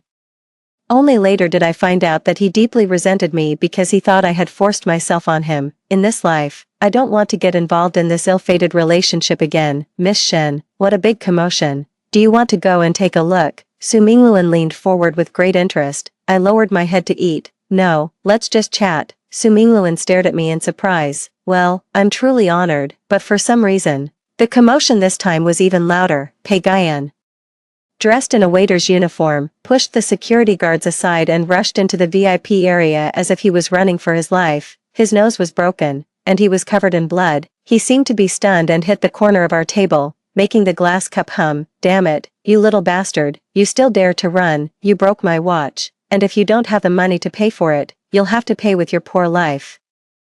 A drunken guest cursed as he walked in and was surrounded by the security guards. The scene was chaotic, but after Pei-Guyan, who was fleeing for his life, leaned against the table under me, he remained motionless as if he had found a shelter. The injured him curled up at the corner of my table, and as gasps made his chest rise and fall, he was flustered and kept wiping the blood with his hands, trying his best to make his face a bit cleaner. Su Mingluan stood up. He glanced at me and, very dramatically, spread his hands towards Pei-Guyan and gave me a gentlemanly bow. It's up to you. I was speechless. 3 years ago, I was indeed a well-known kind-hearted person in the circle, especially fond of rescuing handsome guys. Someone had made sarcastic remarks that I was a modern version of Shui Pan, the female character, at that time. I hadn't even read Dream of the Red Chamber and didn't know that I was being compared to the foolish Shui Pan. I gently shook my head at Su Mingluan. Stood up, and held his arm tightly. Let's go, it's too noisy here. Su Mingluan looked at me in surprise. I didn't notice that Pei Guyan, who was curled up at the corner of my table, also froze in disbelief. I didn't even look at him. I pulled Su Mingluan and bypassed Pei Guyan. The moment I took my first step, someone suddenly grabbed my ankle tightly. Pei Guyan supported himself with one hand on the ground and held my ankle firmly with the other hand, covered in blood and almost fainting. He still refused to let go. His cold voice was stubborn, yet carried a hint of unspoken regret. Miss, don't you want to save me? 3. His voice was deep and still sounded so pleasant. In my previous life, I would have been overjoyed if he had said one more word to me, but now, even hearing a single word from Pei Guyan made me feel creeped out and in great pain. I stood there stiffly, seeing that I didn't say anything. Pei Guyan called out softly again, this time.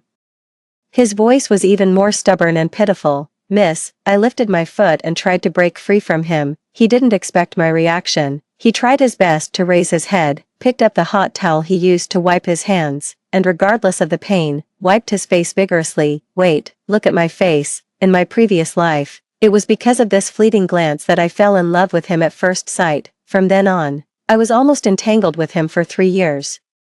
As if we were destined to be at odds with each other, I lowered my head, and my eyes lightly landed on Pei Guyan's face. I calmly moved my eyes away, looking at him as indifferently as I would look at an ordinary tree. There was no surprise like in my previous life, and I didn't exclaim in admiration, "You're so handsome. Do you want to fall in love with me?" Pei Guyan couldn't believe it. While he was in a daze, Su Mingluan grabbed his wrist and forced him to let go because of the pain.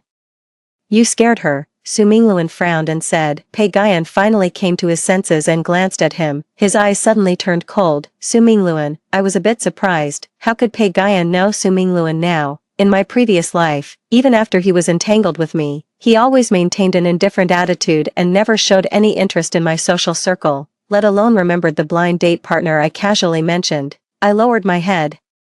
There was already a mottled blood-stained handprint on my ankle where the black high-heeled shoe strap was tied. Pei Guyan really grabbed me hard. I frowned. Pei Guyan looked at me expressionlessly, his eyes dark and hiding some unknown desire. I said softly, "It's so dirty." This sentence was like a punch hitting Pei Guyan's face. The curve of his mouth froze instantly. He stared at me in a daze. What did you say? I didn't want to look at him. I bent down to pick up the towel to wipe it.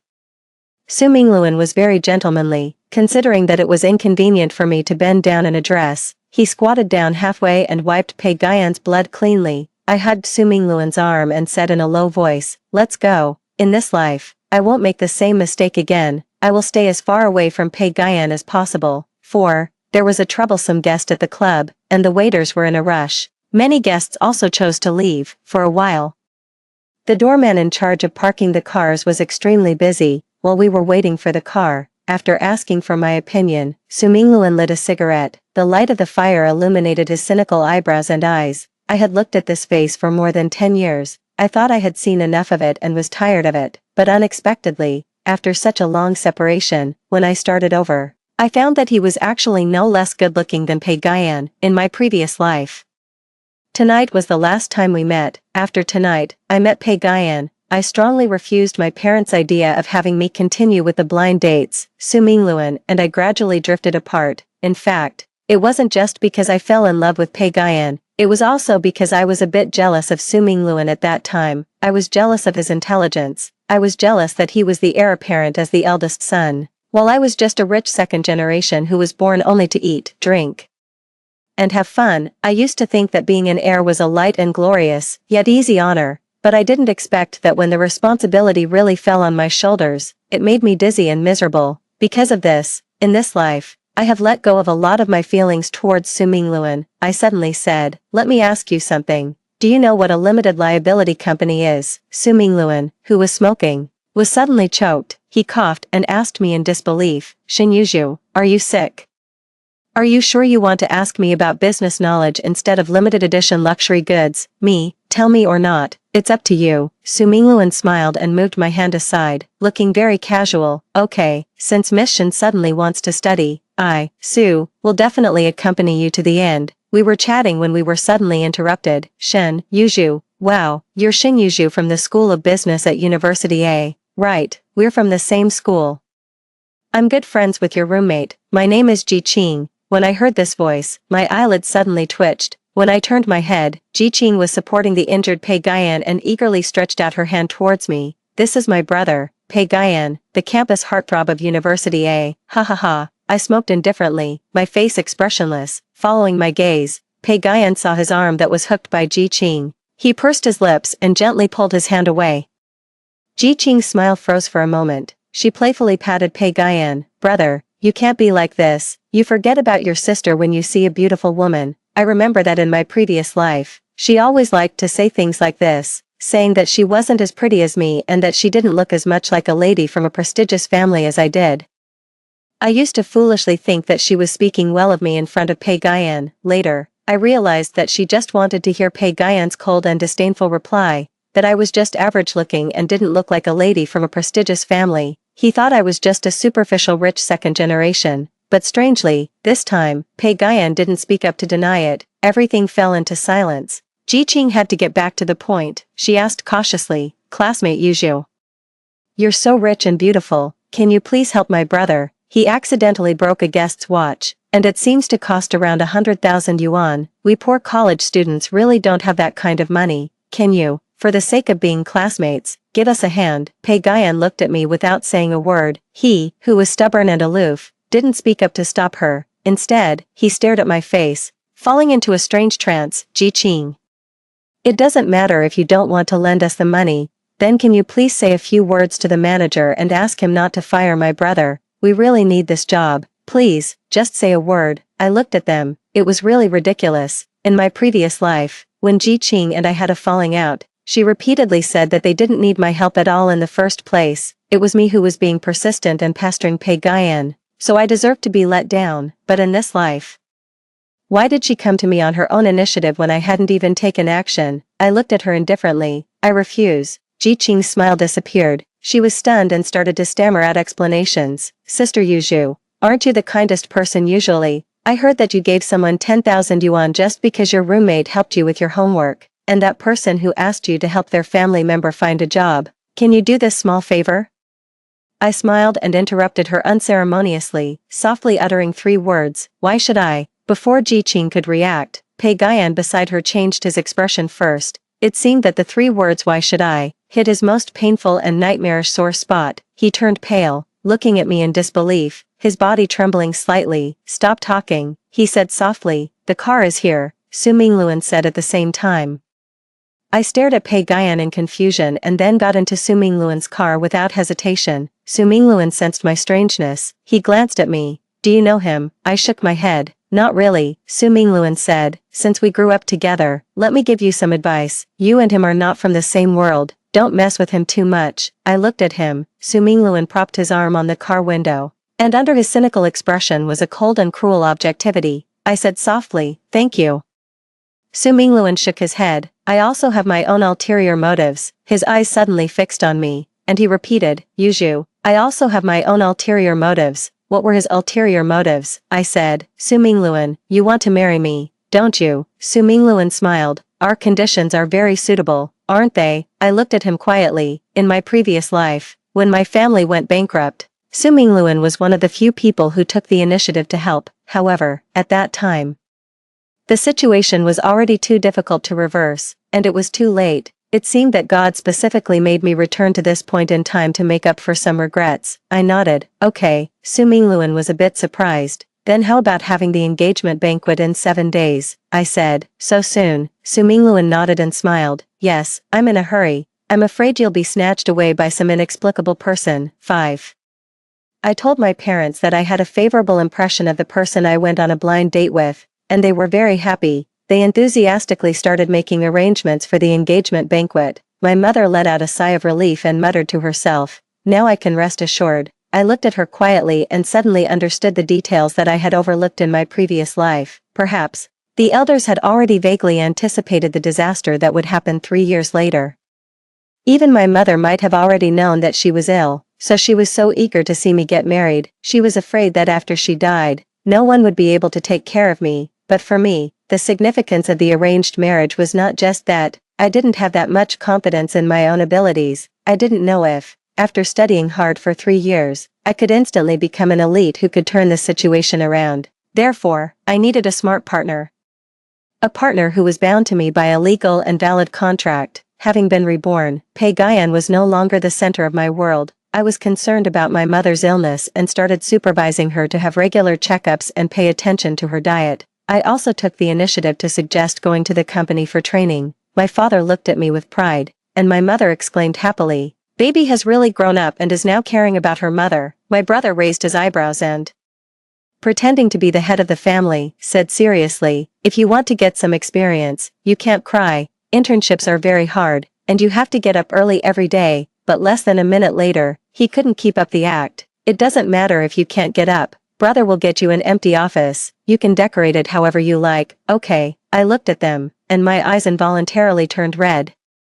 They really loved me and didn't want me to encounter anything that required me to work hard and persevere in my life. They wanted me to be a carefree princess for the rest of my life. They were willing to bear all the hardships and difficulties for me. However, after going through my previous life, I realized that this was wrong. No one could bear everything for a lifetime. I had to become independent. They protected me, and I also needed to be smarter to protect them.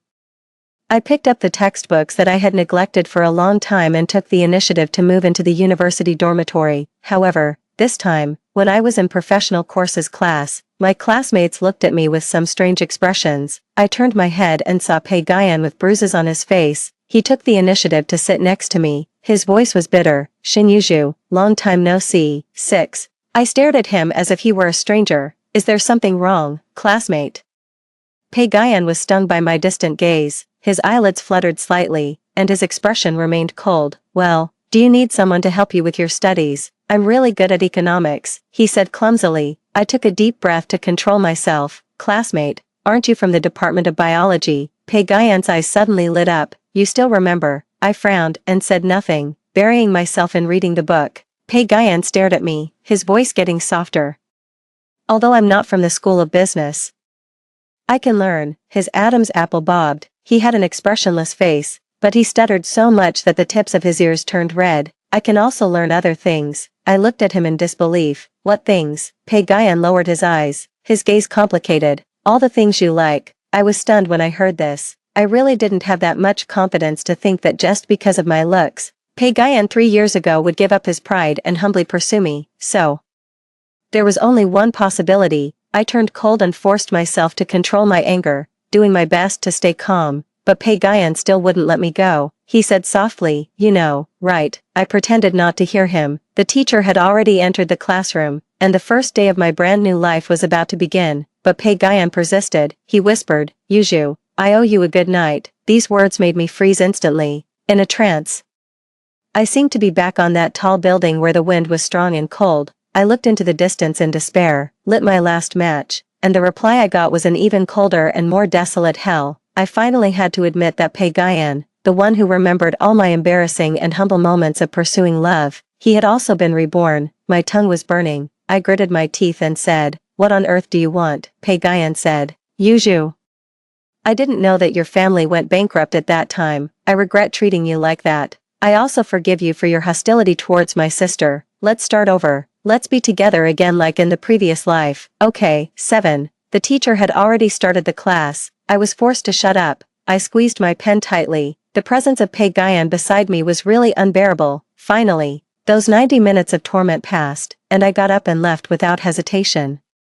Pagayan followed closely behind me. When we reached the stairwell, he grabbed my hand forcefully. "Yuju." I couldn't stand it anymore and slapped him hard. "Get lost." Pagayan's head swayed, but he didn't let go. I was furious and slapped him twice more. "Get lost. Why do you think you can forgive me?" The students passing by had heard the commotion and were secretly stopping to watch. I felt ashamed. Why? Why was my first day of trying not to be a spoiled rich girl ruined by him again? Pagayan's face, which already had bruises, now had slap marks and started to swell. But what's hateful is, he was still good-looking, with red eyes. He looked like a vulnerable male model. Pagayan pursed his lips tightly. He held me firmly with both hands and finally couldn't hold back either. The pretense of trying his best to stay calm was completely torn apart. He stared at me. "Why do I think I can forgive you? You tell me why." You kept saying that you loved me, but after being reborn, you immediately latched onto another man. I laughed out of anger. Pagayan showed his jealousy. You don't even look at me anymore. Now that you have a new lover, you don't even glance at me. What's going on? After playing with me for 3 years in the previous life, are you bored and looking for something new? I was in disbelief. How dare you slander me, Pagayan? I fawned over you for 3 years while you kept giving me the cold shoulder. Who was playing with whom exactly? Pagayan couldn't stand it anymore. It was you got me drunk, you seduced me, your love was incredibly cheap, you constantly coaxed me, said those shameless words, and tortured me, you humiliated me with money. The most hateful thing is, he was so angry that he couldn't speak. The corners of his eyes were red and swollen. He stared at me fiercely, as if he wanted to bite a piece of my flesh. Pagayan clenched his teeth with all his might to calm his breathing. But he still couldn't help letting out a furious growl. The most hateful thing is, why did you keep me in the dark? Why did you ask me to send you a good night message before you jumped off the building? Shinyuju. It was 8 o'clock in the morning. How could I not think that you were playing with me? That's just how you are. You've always been like this. You wouldn't even let me go when you died. You had to drag me to hell with you and make me suffer. I sneered. Stop pretending. What suffering are you talking about? Although I, Shinyuju, am a spoiled rich girl, I've never done anything heartless like forcing others. Didn't I ask you? I asked you countless times if you liked me. If you didn't like me, you could have said so. If you hated me so much, you could have said it out loud. What did I seduce you with? What did I coax you with? It was clearly you who neither took the initiative nor refused. You and your foster sister colluded to treat me like an ATM machine and deceive me. Damn it. Pagayan flinched as if he had been pricked by a needle. He wanted to refute, but his excessive pride still made it difficult for him to confess his true feelings. He stalemated, enunciating each word with effort. It's not like what you think. I looked at him coldly. When my mother was in the hospital and we were in urgent need of money, I was so anxious that I called you but couldn't reach you. When I knocked on the door, I found that the apartment I bought for you had become the love nest for you and Ji Qing. I just wanted to get back a watch to pawn for money. Ji Qing looked at me coldly and mocked me, then pushed me away. I was so angry that I slapped her. That slap happened to be seen by you, and you still think I have hostility towards her until now. Pagayan's expression suddenly changed. His face turned as white as paper. What did you say? I said, so.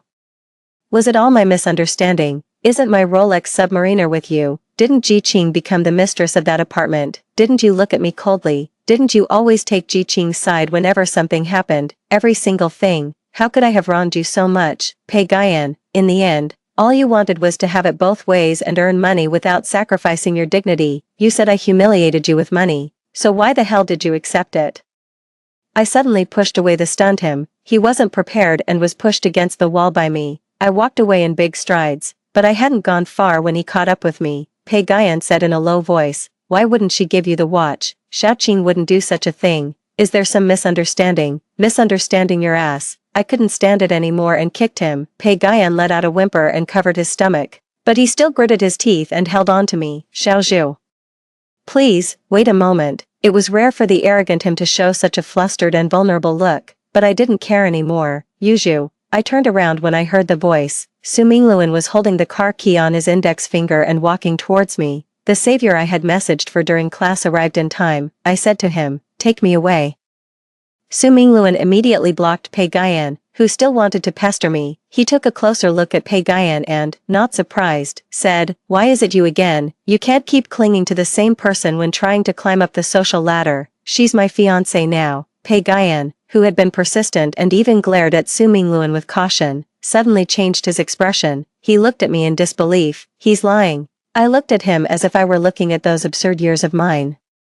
Pagayan, I've really given up on you. Stop pestering me. Pagayan was devastated. This was the first time in all these years that I had seen him so emotionally broken. He looked at me with red eyes, his lips opening and closing. In the end, he only said 3 words, impossible. What's impossible about that? Does he, Pagayan, really think he's an incredibly wonderful person in the world and that I can't live without him? Leaning against the car window, I sank deep into the memories of the past. In my previous life, at our first meeting, I left my blind date behind, wiped the blood off his face for him, and took off the watch on my wrist to pay off his debt. At our second meeting, he lay on the hotel bed with a blank look in his eyes, staring at me with a red face and not moving at all. that night, Pagayan wasn't actually as passive and helpless as he claimed. If someone is truly drunk, they can't even get up. So how could he have done those things by himself? Later, he was sometimes cold and sometimes warm towards me. He said he had to work part-time and his studies were heavy, but even the occasional dates he promised would always be cancelled because of his sister Ji Qing's minor illnesses. Only then did I vaguely realize that in Pagayan's heart, his sister's status was much higher than mine, much higher, far higher, at that time. I was someone who always got what I wanted and had never suffered, encouraged by Ji Qing and deceived by Pagayan's ambiguous attitude. I always thought that if I tried hard enough and took a gamble, I would definitely make him fall in love with me too, an innocent rich girl who put all her thoughts into love. Thinking about it now, I was really naive back then. Every time I think of Pagayan, the stabbing pain in my chest has become numb and I feel nothing. I feel as if I'm peeking into someone else's life through a layer of fog. I will never like Pagayan again, Su Mingluan suddenly said. If there's anything that makes you unhappy, you can tell me. I looked up. What? He looked at me calmly, as if he had guessed something. Su Mingluan smiled and explained, although our marriage is a business arrangement, I think I should still fulfill the basic responsibilities of a fiancé. He added, however, speaking of which, I was really a bit surprised when you agreed to marry me, Yuju. You don't seem like someone who would follow the rules, I said. Then what do I seem like? Su Mingluan, in the past, you were a bit gullible and kind-hearted, but you were also very passionate. You would definitely do whatever you wanted to do. I thought that one day you would have a big fight with your family and then go in search of your own love. I fell silent, thinking of my previous life when I was bruised and battered. I couldn't help but let out a silent bitter laugh. If I hadn't left that blind date early in my previous life and had instead listened to more of Su Mingluan's wise words, maybe I wouldn't have ended up in that situation. Su Mingluan, I know you don't have much strong affection for me. What about you? Su Mingluan shrugged. We grew up together, although we're of similar age. I always think of you as a silly little sister. However, I like you very much, but for someone like me, liking someone may not take up the majority of my life, Su Mingluan pointed out. Love is just a social relationship, a fragile chain that, in most cases, needs to rely on money, honor, and emotional value to exist, and sometimes, even when all those conditions don't disappear, it will sadly fade away silently over time, but interests are solid and eternal. It sounds like you're very pessimistic about love. Then why do you still want to marry me? Su Mingluan smiled. It's not pessimism, but objectivity. The reason why I want to marry you is basically the same as the reason why you're willing to marry me. We're both wealthy children who grew up under the protection of our families. We've spent a lot of money and enjoyed many privileges that ordinary people can't have even after a lifetime of hard work. So it's time for us to give something back to our families. At this point, talking about pursuing love or freedom is just the willful behavior of a child. Then I wish us a pleasant cooperation, Su Mingluan gently added, but I also want to make one thing clear. Although I'm a pure rationalist, I'm not a heartless capitalist either. There's a little bit of humanity in my heart, and there's a small part of that humanity that belongs to love, and it's called Shinyuju. Although that part isn't big, I hope Miss Shen, who is used to seeing good things, will accept it. Hearing his extremely candid words, I couldn't help but laugh. 9.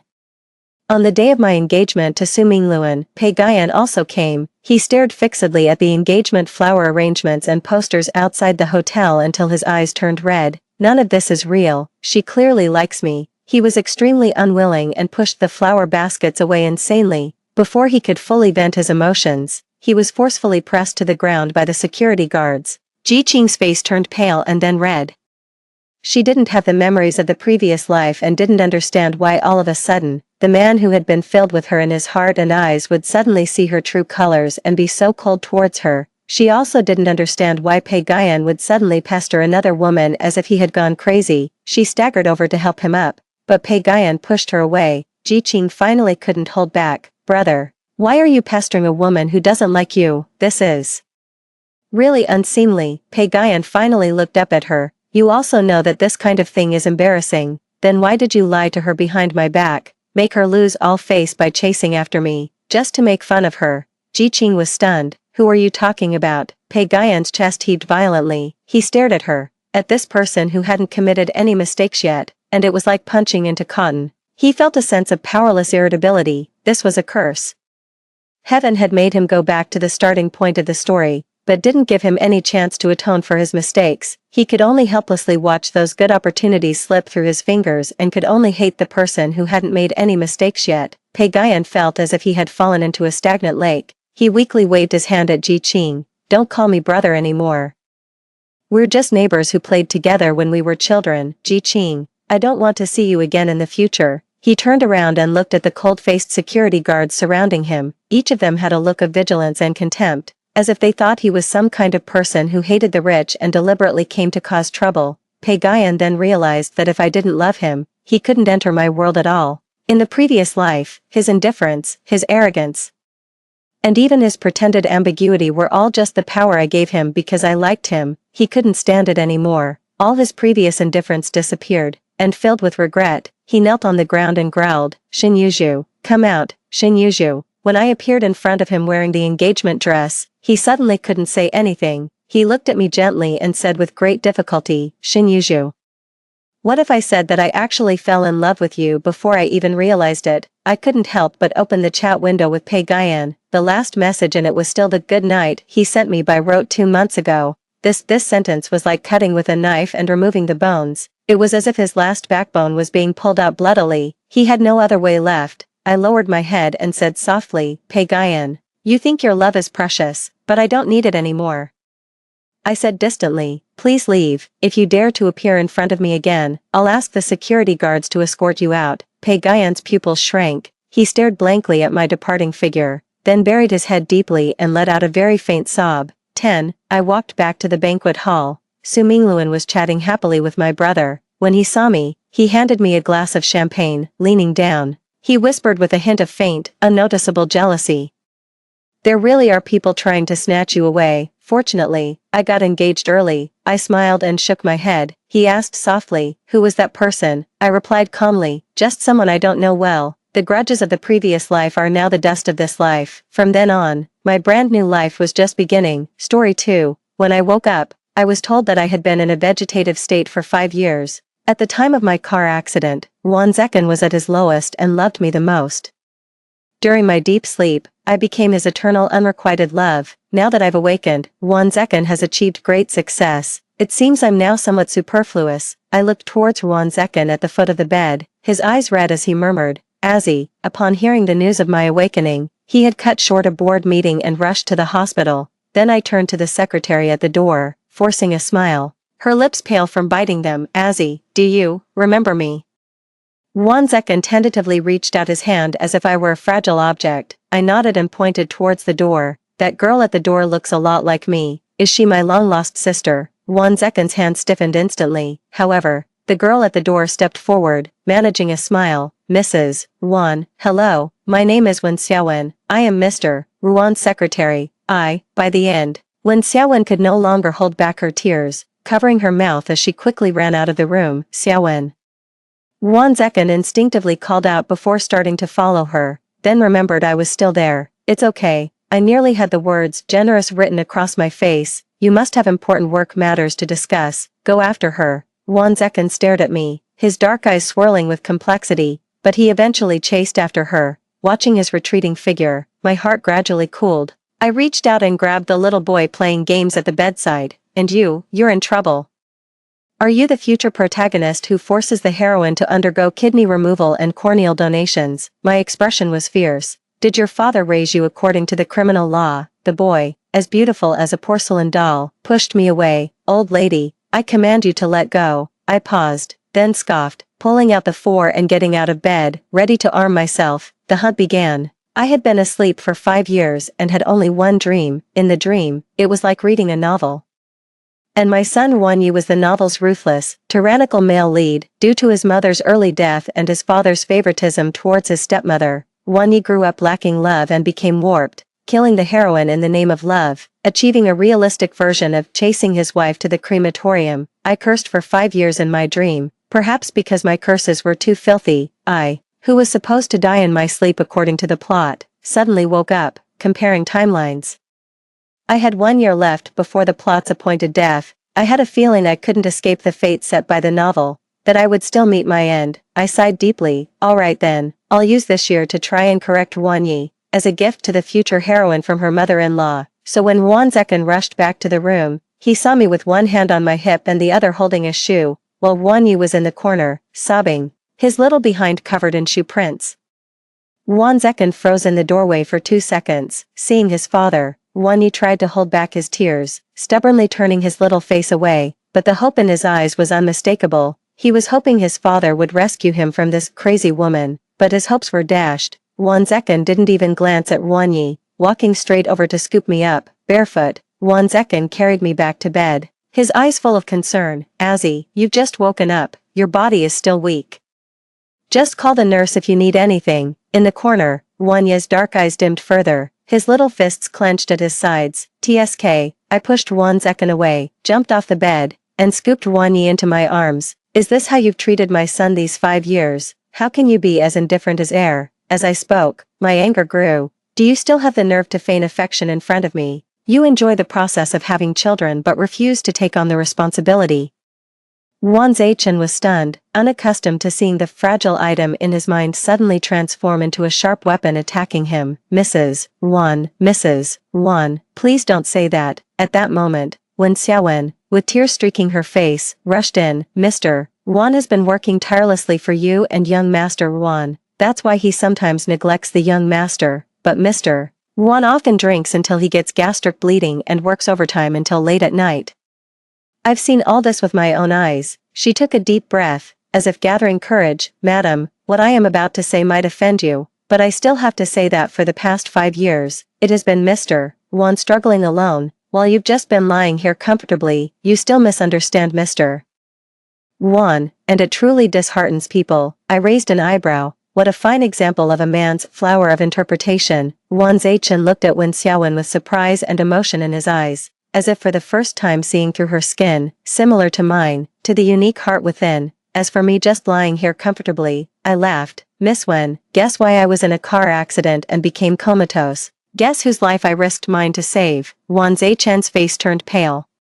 His eyes filled with guilt, but when Xiaowen was not yet defeated, she argued, but even so, that was 5 years ago. Even if you saved Mr. Wan, you can't keep morally blackmailing him like this. How am I morally blackmailing him? I was also tired. You speak without thinking and lack logic. It's simply a waste of my life. Nurse, get her out. She's polluting the air around me. Azzy, how can you? Wanzekin frowned, not understanding how his gentle and unassuming beloved had turned into such a shrew. And I treated everyone the same. Enough talk. You can leave too. Wanzekin eventually left, though he didn't show anger. His eyes were full of disappointment. I didn't care much, and lifted Wanyi onto the bed, rubbing his head. Son, what game were you playing just now? My mix of sternness and sweetness left him extremely uncomfortable. Seizing the opportunity, Wanyi jumped out of my arms and picked up his game console, War of Sanctum. It can be played on the computer too. I responded with an oh. Is it fun? Wanyi's ears turned red as he coolly judged. Just a way to pass the time. That sounded like something a typical CEO from a novel would say, but you're only 7 years old, starting to pass time now.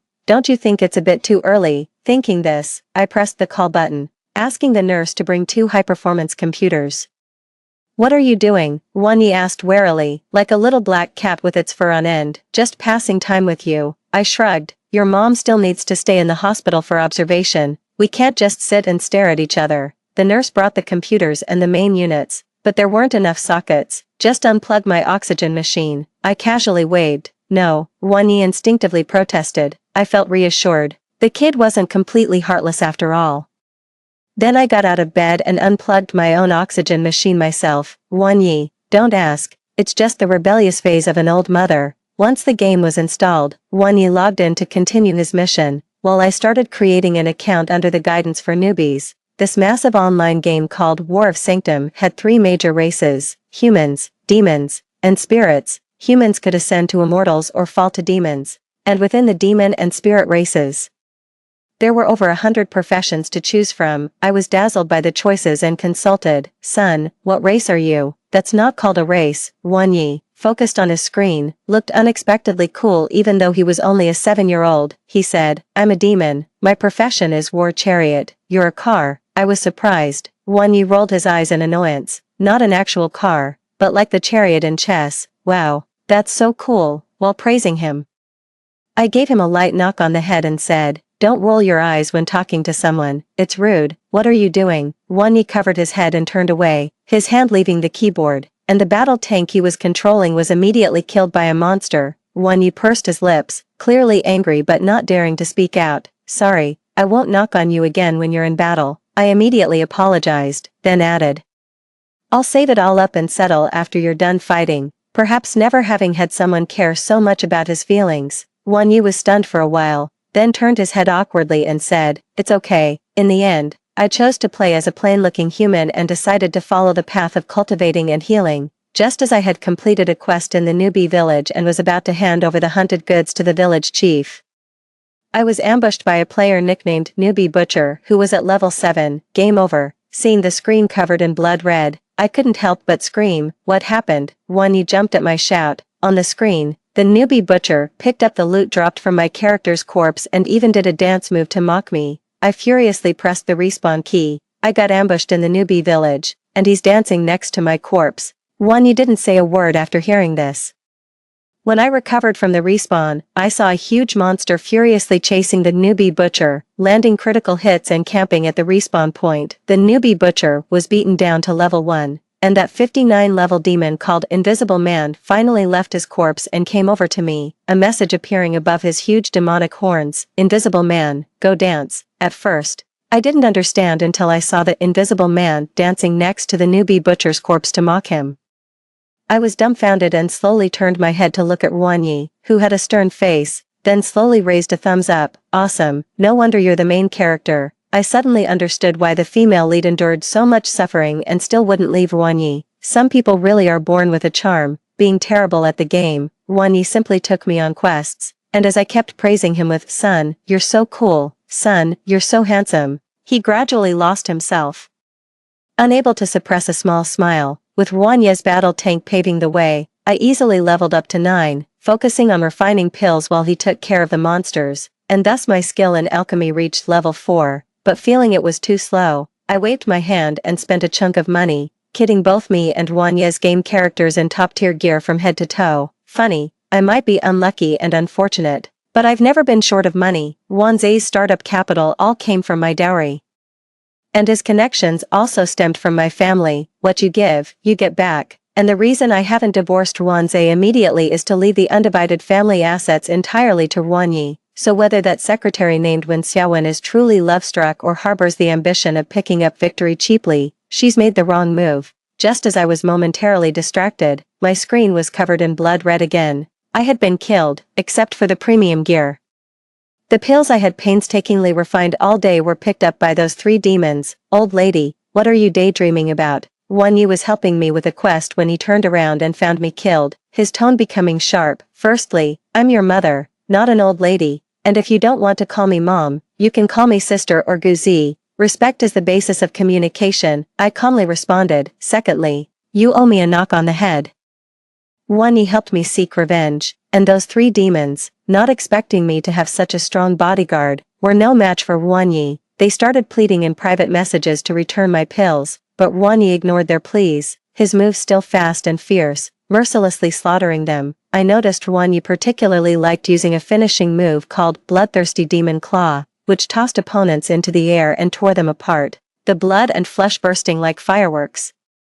Creating a gruesomely impactful scene, I turned to look at Wonyi, observing his straight mouth corners and his clear, firm gaze. His actions were swift, devoid of any mercy or hesitation. This child was far too composed, or rather, he was incapable of empathy. I didn't stop him immediately. Instead, I just watched Wonyi continue until he was satisfied. Perhaps my gaze was too intense because this time Wonyi didn't target those 3 individuals again.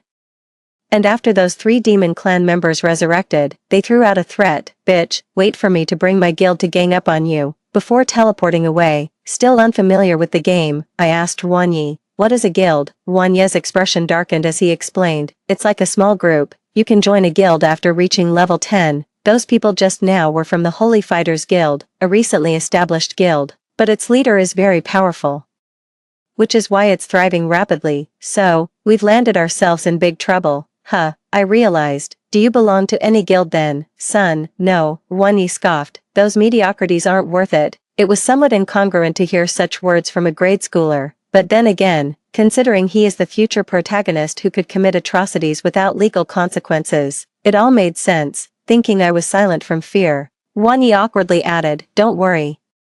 Guild leaders are usually very busy and don't have time to pursue personal vendettas, unless that guild leader had encountered something displeasing today and was looking for a way to vent." I stared at the guild leader named Qing Zaliang Chen, a cultivator of the human race, and his companion, a white fox demon named Warm Smile, falling into a brief contemplation. That's clearly Wan Zai Chen and Wen Xiaowen. What a small world, just finished a confrontation in reality and now we're clashing online. Qing Zaliang Chen, was it you who ganged up on our holy fighters? I was drinking water when I thought of Wan Zai Chen saying such a middle school-like line with his face, and I couldn't help but spit the water out. Warm Smile, you went too far. A level 59 bullying some level 13s, Wang Yi indifferently typed on the keyboard, Invisible Man. Oh, so, I wiped the water from my lips, glancing sideways at Wang Yi. He seemed yet to realize that this divine couple was indeed his own father and his future stepmother. I thought about it and decided not to expose them. Instead, I just took another sip, the glass hitting my teeth with a clear and sobering clink. 5 years ago was when Wan Zai Chen loved me most, and I loved him most in return. Back then, I was utterly infatuated with him, his looks, his talents, his soul, and his devout yet fervent love for me. So much so that when an out-of-control car came hurtling towards us, my first instinct was to push him away. I pushed him away, and then I fell into a coma, in a coma from which I couldn't wake. I helplessly watched him entangle with a so-called substitute and eventually become a couple. Did I love him? Yes, I loved. Did I hate him? Yes, I hated. But all that love and hate, 5 years was enough to erode them away. Now, my heart is calm, unusually calm. Calm like a lake that freezes over on a winter night, undisturbed by any storm above. Only Wang Yi, he is the little fish in my lake. I don't regret bringing him into this world, and I want to accompany him as far as I can in this limited life. Feeling unnerved under my gaze, Wang Yi frowned, glancing at me then quickly looking away. Grandma, don't keep staring at me. If they attack, you run. Hear me? I just nodded. With Wan Zai Chen being a demigod at level 74 and even Wen Xiaowen's fox demon at level 36, I didn't think I could escape. Sure enough, as soon as the fight began, Wan Zai Chen and Wen Xiaowen coordinated perfectly. Wan Zai Chen aimed directly at Wang Yi, while Wen Xiaowen cut off my escape route. However, Wang Yi and I were more in sync. Wang Yi forcefully endured a hit from Wan Zai Chen, and ignoring Wen Xiaowen's attack, I quickly threw a healing pill to Wang Yi. At the same time, Wang Yi dodged and executed a combination of 3 moves, instantly killing Wen Xiaowen. Suddenly, the situation shifted to 2 against 1. Wan Zekan was clearly taken aback for a moment, then with a move, he traded his injured self for me in a barely face-saving 1-for-1 exchange. As I transformed into a corpse in front of Wang Yi, he remained unmoved and simply focused on healing himself. His calm composure was evident through the screen, his dark eyes clear and piercing. Then the real battle began. Wan Zekan, at level 74, should have easily overpowered Wang Yi at level 59. However, Wang Yi maximized the advantages of the demon race, fighting in an unconventional and cunning manner. Despite being severely injured, he managed to hold his own against Wan Zekan for half an hour, while lying dead. I simply had the caretaker bring some snacks and munched on sunflower seeds while exclaiming at the excitement of the duel. Naturally, with the level difference between them, no miracle occurred in the end. Wang Yi was killed by Wan Zekan. The massive corpse of the demon race lay like a dark mountain in front of the celestial-like human race. Its silent, intimidating presence felt even through the screen. After watching this intense father-son duel, I didn't forget to interview Wang Yi about his post-battle thoughts. Son, what do you think about that person named Qing Zaliang Chen? Wang Yi withdrew his hands from the keyboard, his face expressionless. Mediocre. Perfect. Pleased with Wang Yi's filial piety, I handed him a handful of sunflower seeds. And what about your mom? Terribly weak, he mumbled. Wang Yi tried to dodge my feeding, but I still managed to stuff his mouth with seeds, silencing his filial remarks. Even before Wan Zekan had come to seek retribution, many onlookers had gathered. Now that Wan Zekan had killed Wang Yi, members of the Holy Battle Army cheered, praising the chairman's might. Previously, those 3 demons were even more vociferous, demanding that Wan Zekan fight me and Wang Yi. However, Wan Zekan didn't act as expected. He waited for Wang Yi to resurrect and then extended an olive branch. Qing Zaliang Chen, you have some skills, why not join our Holy Battle Army? I'll overlook the past incident where you attacked my men. And I can help you fully utilize your talents in our army. I raised an eyebrow at Ruan Zekin's magnanimity and vision. No wonder he rose from little Ruan to Chairman Ruan in just 5 years, while Ruan Yi, cheeks bulging with seeds, didn't even think before typing his response, "Invisible man, no." This blunt refusal instantly angered the crowd. Members of the Holy Battle Army cursed Ruan Yi for his ignorance and ingratitude, unable to believe he dared refuse their invitation after being defeated by their chairman. As tensions seemed to rise again, it was time for Wen Xiaowen to step in. She approached my game character, Wen Yi Xiao. "Sister, I see you might be new here. Would you like to join our Holy Battle Army? If you're into healing, our guild offers free resources and materials." Cute smile. "System, player Wen Yi Xiao invites you to join the guild Holy Battle Army. Do you accept?" As this invitation popped up on the screen, my hands full of sunflower seeds, I hesitated to let go but then managed to click the mouse with my pinky. Click, agree, system. Player ZU has joined the guild Holy Battle Army. Wen Yi swallowed his seeds, frowning at me. "If it was a mistake, you can apply to leave the guild." I didn't make a mistake. I flicked another handful of seeds towards him, clapping my hands clean. It's tough to gather materials, and since joining gets them for free, why not join? Besides, joining also meant first-hand updates on the thrilling, dominant CEO and his delicate secretary's untold stories. I kept this last comment to myself, my lips curled in a mocking smile. Upon joining, I noticed a new golden tag above Wen Xiaowen's head, Chairman's wife. Looking at the chairman tag over Ruan Zekin's head, I felt like something green should fittingly appear above mine too. Wen Xiaowen, twisting her enchanting fox demon figure, made a friendly gesture towards me. Wen Yi Xiao, Chairman's wife, welcome to our big family. Winking face. Her ambitions couldn't be clearer. I typed a response, ZU, 6.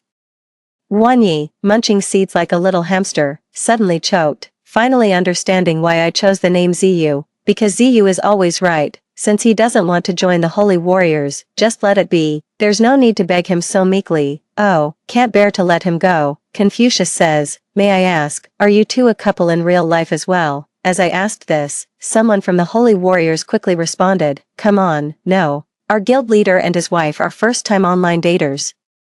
Just like elementary school kids falling in love. Oh my, it's too sweet every day. Know it all. Welcome to join our Holy Warriors. We have enough dog food to make you full." Search and search. I heard that our guild leader is actually a big CEO in real life. It's like overbearing CEO falls for me walked into reality. I'm totally dazzled. Wen Xiaowen seemed a bit embarrassed by the teasing and voluntarily let go of Ruan Zekin's hand, creating some distance between them. Wen smiles. "Not really, Ruan and I only got married for a system reward. We haven't even officially met offline yet," she said, pointing to her fingers. Ruan Zekin simply pulled the distance back between them without saying a word, seemingly agreeing by default. Wow, this information overload is frying my CPU. Does this mean that in the game, Ruan Zekin and Wen Xiaowen don't know each other's real identities? Lord Zekin, Ruan Zekin. Wen smiles. Wen Xiaowen, are these two really that naive? It's so obvious, can't they see? In disbelief, I pointed to the screen. "Son, have another close look at their nicknames. Do you realize who they are?" Ruan Yi frowned and scrutinized for a moment, impatiently saying, "There are so many people playing this game, how would I recognize just any two?" I was immediately reassured. Even Ruan Yi, the young protagonist, couldn't figure it out. Perhaps this is some kind of narrative inevitability. But if Ruan Zekin in real life looks for Wen Xiaowen as a substitute, and they seemingly develop feelings for each other, then in the game, Ruan Zekin plays along with Wen Xiaowen and flirts with her as if they were strangers online. Let me think. Is this some kind of love triangle? A pink mushroom? Hey, I just saw that the official wants to organize an offline meetup. Wouldn't they meet then? Funny, vulgar and, yeah. Then I can ship the guild leader and his wife's offline couple. I immediately went online to confirm, and this large meetup organized by the Battle of St. Ro was scheduled for next month. Not too far if driven. Fervent. Go. Even if it rains knives I will also go. The guild leader and his wife must come. My shipped couple finally meeting offline. Sobbing. Let Ruan Zekin and Wen Xiaowen meet offline. What a wonderful occurrence. A good thing. With a mindset of loving a spectacle, I immediately spoke up to encourage. Confucius says, "If the guild leader and his wife come to the meetup, I'll let the invisible join the Holy Warriors." The invisible? Ruan Yi sent a question mark and turned to look at me fiercely. Why use me as a bargaining chip? Seeing this, I couldn't help but reach out and rub his baby fat cheeks. "Oh, because you're cute," Wonyi blushed, pursed his lips, and reluctantly typed on the keyboard, "the invisible," as she said. This gave Wonzeken an out, and he finally spoke up, agreeing to participate in the offline meetup, and when Xiaowen also stated she would attend on time. Thus, Wonyi agreed to Wonzeken's invitation and officially joined his father's holy warriors. Wonyi's prowess was evident to all, and his joining injected a strong force into the holy warriors. The three vengeful demons, knowing they were in the wrong, strategically fell silent. The guild's atmosphere became harmonious, everyone eagerly looking forward to next month's meetup. Curious to see what their comrades in arms looked like, watching everyone support Wonzeken and Wen Xiaowen, calling her guild leader's wife repeatedly, a smile naturally formed on my lips, a pure smile, too lazy to even mix in any sarcasm. Wonyi noticed my smile and suddenly seemed unhappy. "You seem to care a lot about those two." "Yeah," I openly admitted, "it's like watching a comedy series, one that keeps on giving. Who cares about all this mushy love stuff?" Wonyi huffed and turned his head away, his voice low. "You might as well watch me more." What did you say?" I pretended not to hear clearly, making a gesture of confusion. "Watch who more?" "Nobody," Wonyi said with a flushed face of embarrassment. Getting up to leave, I playfully scooped him up in a monkey fishing for the moon hug, and reached out to tickle his waist. "Tell me clearly what you're trying to say, or else I won't let you go," I teased, initially stiff. Wonyi soon broke into laughter, trying unsuccessfully to maintain his aloof demeanor as he twisted and turned, tears of laughter streaming down his face. I'm saying. Only then did I stop, my hand still positioned under his armpits to prevent any escape. "Speak," breathing heavily, his face flushed like a little tomato. Wonyi stammered, "You." Instead of looking at them, why not look more at me? "I'm your son." At the end, Wonyi closed his eyes, his face a mix of embarrassment and indignation as if he was ready to explode. I couldn't help but laugh genuinely, leaning in to kiss his forehead. "That's more like it. When it comes to matters of love, don't whisper or keep it bottled up inside. Think about it. If you hadn't spoken up today and I suddenly died tomorrow, wouldn't you regret it?" Only realizing what the touch on his forehead meant, Wanye's ears began to burn. Hearing my ominous words, he immediately glared and snapped, "Shut up." I flicked his earlobe gently, "One for before, and one for now. Will these 2 flicks help you remember to speak properly?" But Wonyi, ignoring the pain on his head, stubbornly glared back at me. "I forbid you to talk like that. You're not going to die." "That's such nonsense," I laughed, unable to help myself. "I am human, and humans will eventually die. It's the natural order of things." Yet Wonyi stiffened up, his little fists clenched tight, throwing a childlike tantrum for the first time. "I don't care. You are not allowed to die." I paused, realizing my analogy might have been too much, scaring Wonyi, a child just coming out of loneliness. All right. I extended my pinky finger, softening my voice. "I promise you. I absolutely won't die this year. Humans are fragile, but also very resilient. Shall we make a pinky promise?" Wanye's eyes slightly reddened, muttering childish under his breath, yet still hooked his pinky with mine. "Pinky promise. Hang me for 100 years if I change." "Wait, why only a year?" Wonyi, catching on late, tightened his grip on my finger. I ruffled his hair vigorously with my other hand, messing up his soft black hair into a bird's nest, because mom's magic is limited.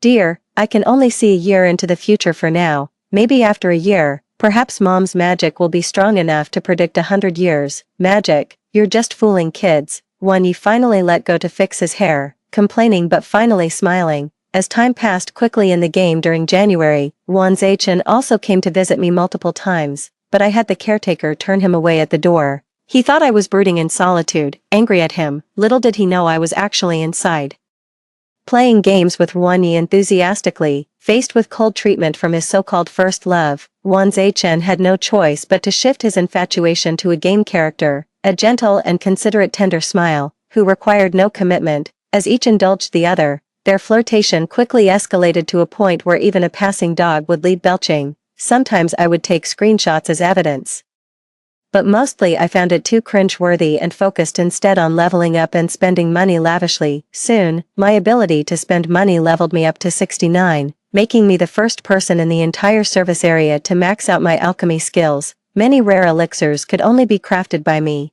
and for this, people were even willing to use real money to buy from me, with some even harboring lethal intentions. After over a dozen troublemakers died, Everyone knew that the alchemy master called Ziyu always had a level 94 demon race character named Invisible Man by his side, quick to retaliate and hold grudges. If you dared touch Ziyu, the Invisible Man would chase you across the server like a mad dog, with a strategy of strike first, show courtesy later. My army quickly expanded, its numbers swelling from a few hundred to over 1,000. Becoming one of the top-ranked guilds, people are drawn to strength. And with my liberal spending, my status in the guild was increasingly overshadowing that of the guild leader's wife. When Xiaowen seemed to feel threatened and tried multiple times to talk to me, but I refused every time. After all, I had already spoken to her in reality and knew well that nothing good could come from her self-righteous mouth. I really don't want to waste my precious gaming time. Yet one day, after waking up from a nap, I saw Wanyi staring at the computer screen with a fierce expression. I yawned lazily and got out of bed. What's wrong? Stuck at a level again. Since I felt I might only live for another year, I hadn't yet told my parents and younger brother in Hong Kong about my awakening. I didn't want to disturb their lives, which had just begun to recover from their grief, for reasons unknown. Wan Zaichen also chose not to disclose my awakening to the outside world. The Mrs. Wan was still a comatose person lying in a private hospital, like a sleeping beauty living through people's filters. In reality, I had long moved out of the hospital, bought a fully furnished villa, moved in directly with Wanyi, and even transformed the bedroom into a gaming room, starting a shameless life with games. Of course, Wanyi, the kid, still had to go to school, and on the matter of self-discipline, I never had to worry about him. When Wanyi was at school, I hired professional players to help maintain his account. Today being the weekend, Wanyi was at home. I leaned over to look at Wanya's computer screen, which he tried to block, but I pushed his hand away. There, on the official forum of War of St. Luo, was an explosively popular post with a shocking title. Shocking, goddess turns into a shameless mistress. The great Master Dan says, all my drowsiness vanished instantly. Mistress, who, me? Wanyi clicked his tongue hard, trying to cover my eyes. It's all slander from rubbish people, nothing worth seeing. I know. I grabbed his hand, but knowing your enemies gives you an advantage. Your mom isn't that fragile. Wanyi pursed his lips in silence. I scrolled through the mouse, reading quickly. The post was long, with pictures and seemingly factual, the commentary highly manipulative and incendiary. Essentially, it claimed that after joining the Saint Fighters,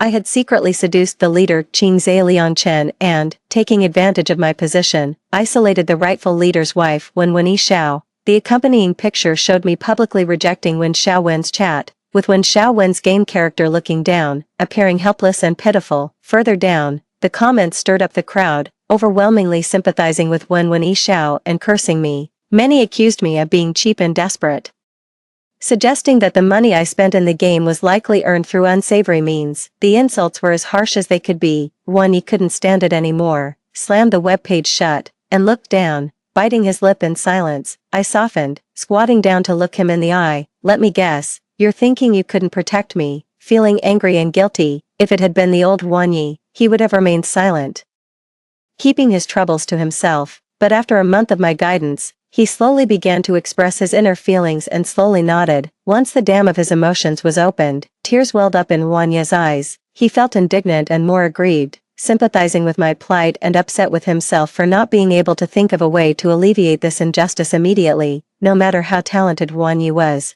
he was still just a kid. I rubbed his head, encouraging his honesty, urging Wanyi to look into my eyes. It's good to cherish others and want to protect those important to you. But you also need to know that I'm not just a decoration. I have my own strengths. You can trust me. And rather than your guilt, I need your trust more. Wanyi listened intently and then nodded resolutely. I smiled with relief. Son, enduring for a moment leads to ovarian cysts. Stepping back causes breast hyperplasia. Do you know what the strongest counterattack is?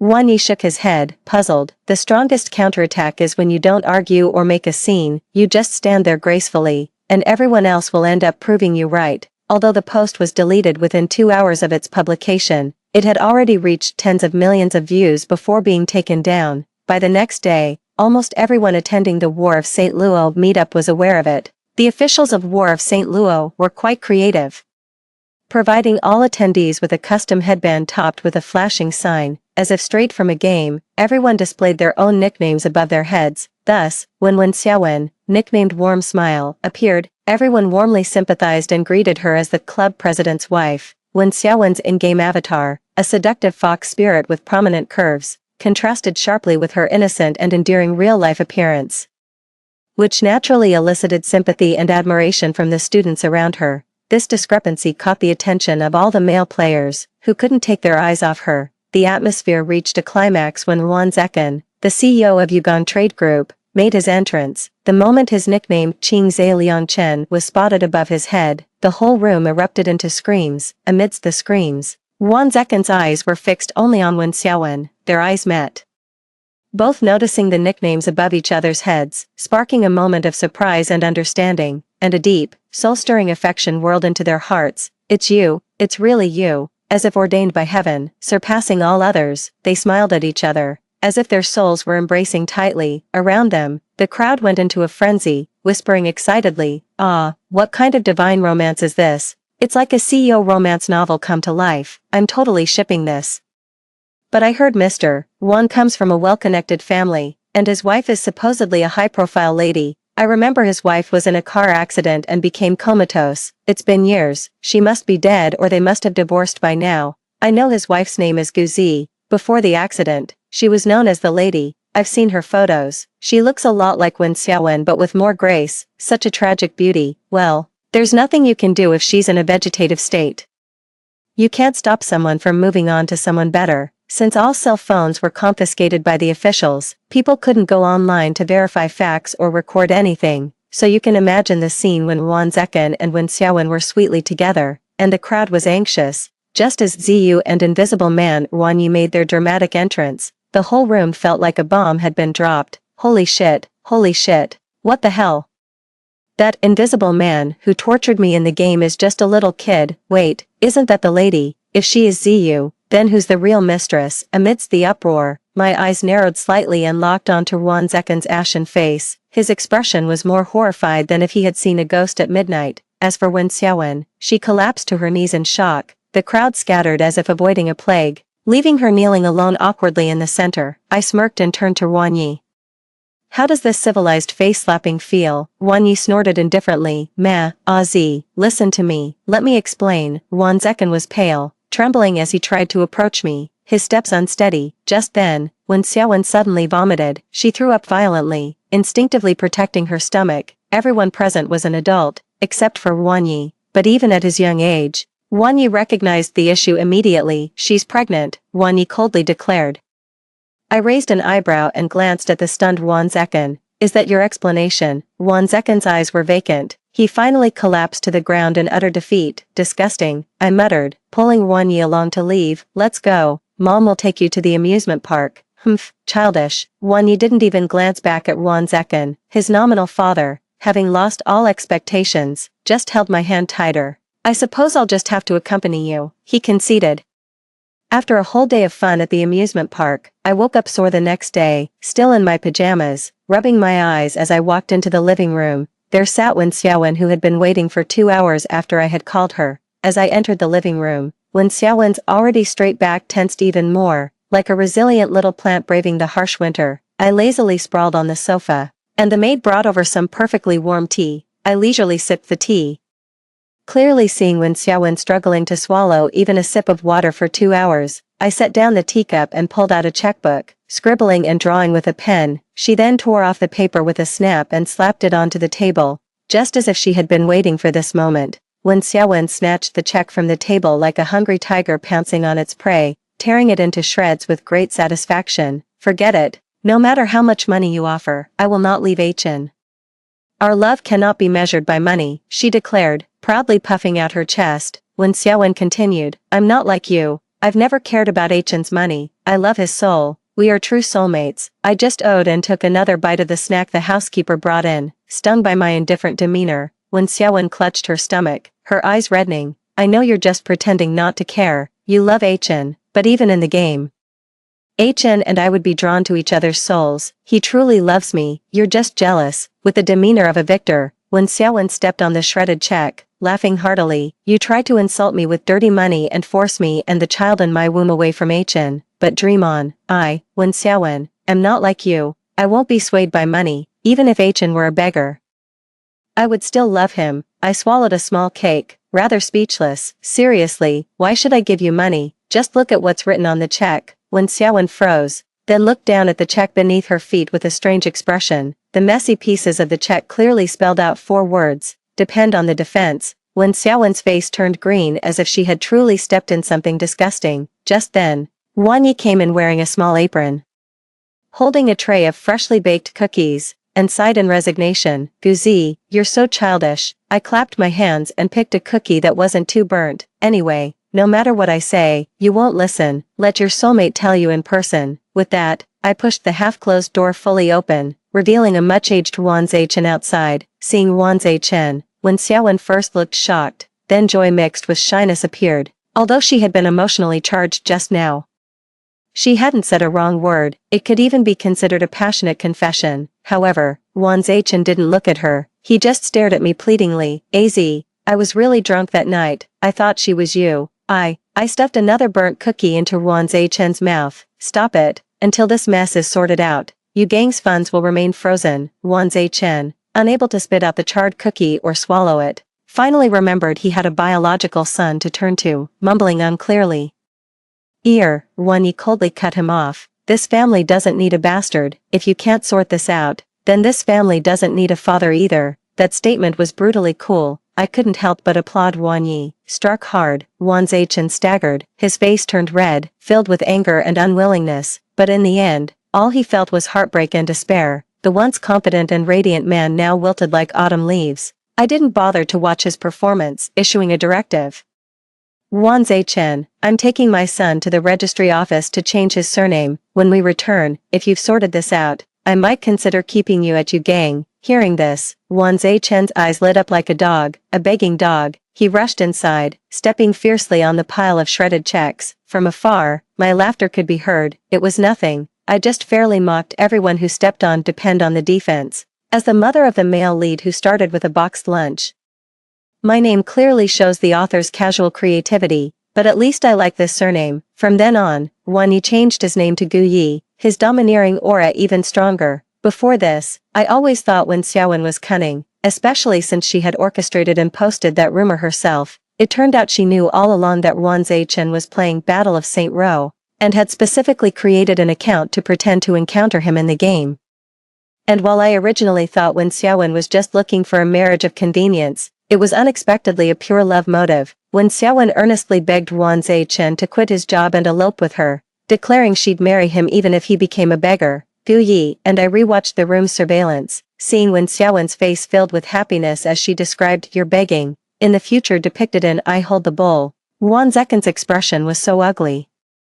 It was as if he had eaten something foul. I had originally thought that Wan Zeken, torn between his beloved and his destined partner, would be driven mad by this situation. Unexpectedly, without hesitation, Wan half coaxed and half forced Wen Xiaowen to go to the hospital for an abortion. I turned off the surveillance, closed my eyes, and felt an overwhelming wave of weariness wash over me. It was like the ice on a lake cracking open, the cold air seeping in and deepening the chill of sorrow.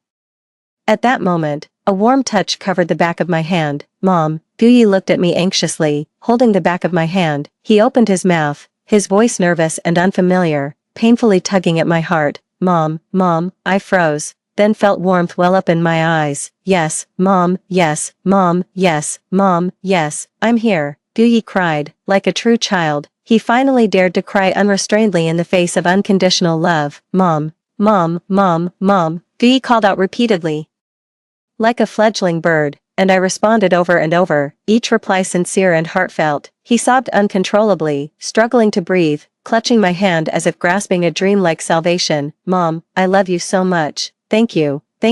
I cried too, my tears like the melting ice on a lake. They say God cannot be everywhere. That's why mothers were created. Given the limited time, I need to address 3 matters. First, when Xiaowen ran away, Wan Zeken had tricked her into going for an abortion.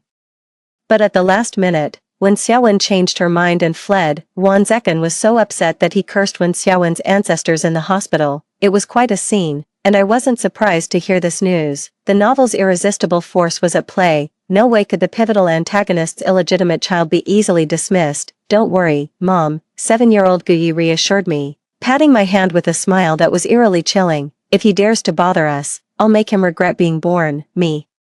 with the future male protagonist speaking out. How could I dare to make a sound? Second, Won Zekin was thrown into the sea. The incident at the Battle of St. Luo meetup was leaked. My family in Hong Kong heard about it and came straight over, tying up Won Zekin to throw him into the sea to vent their anger on my behalf. However, due to the novel's irresistible force, Won Zekin must survive until Guyi is grown, so he was thrown down, then surfaced, sunk again, and surfaced back and forth until my research scientist brother took him back to Hong Kong for human experiments. He really was superfluous. This also marked a new method of revenge against a scoundrel. Third, I'm getting sleepy again. My daily sleep durations are getting longer, and even the best doctors are powerless. It's all because of the plot's irresistible force. A year is almost up. This year has been quite carefree for me. My only regret is probably that I can't accompany Guyi any further.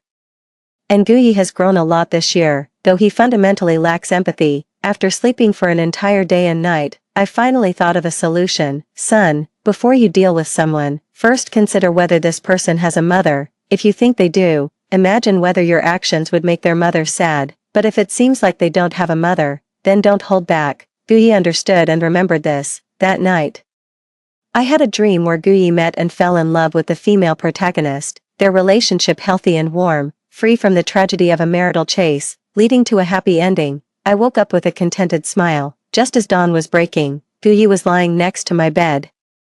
His pinky finger hooked with mine, his face streaked with tears. I tenderly watched his sleeping face and suddenly remembered, long ago, he had also closed his eyes and entered my world like this, such a tiny bundle of joy, and yet, he truly tripped me up for a lifetime. I couldn't help but sigh deeply. Fortunately, there will always be someone who appears and ignites the fire within your heart. Guyi woke up at some point, his eyes tearing up from the bright light.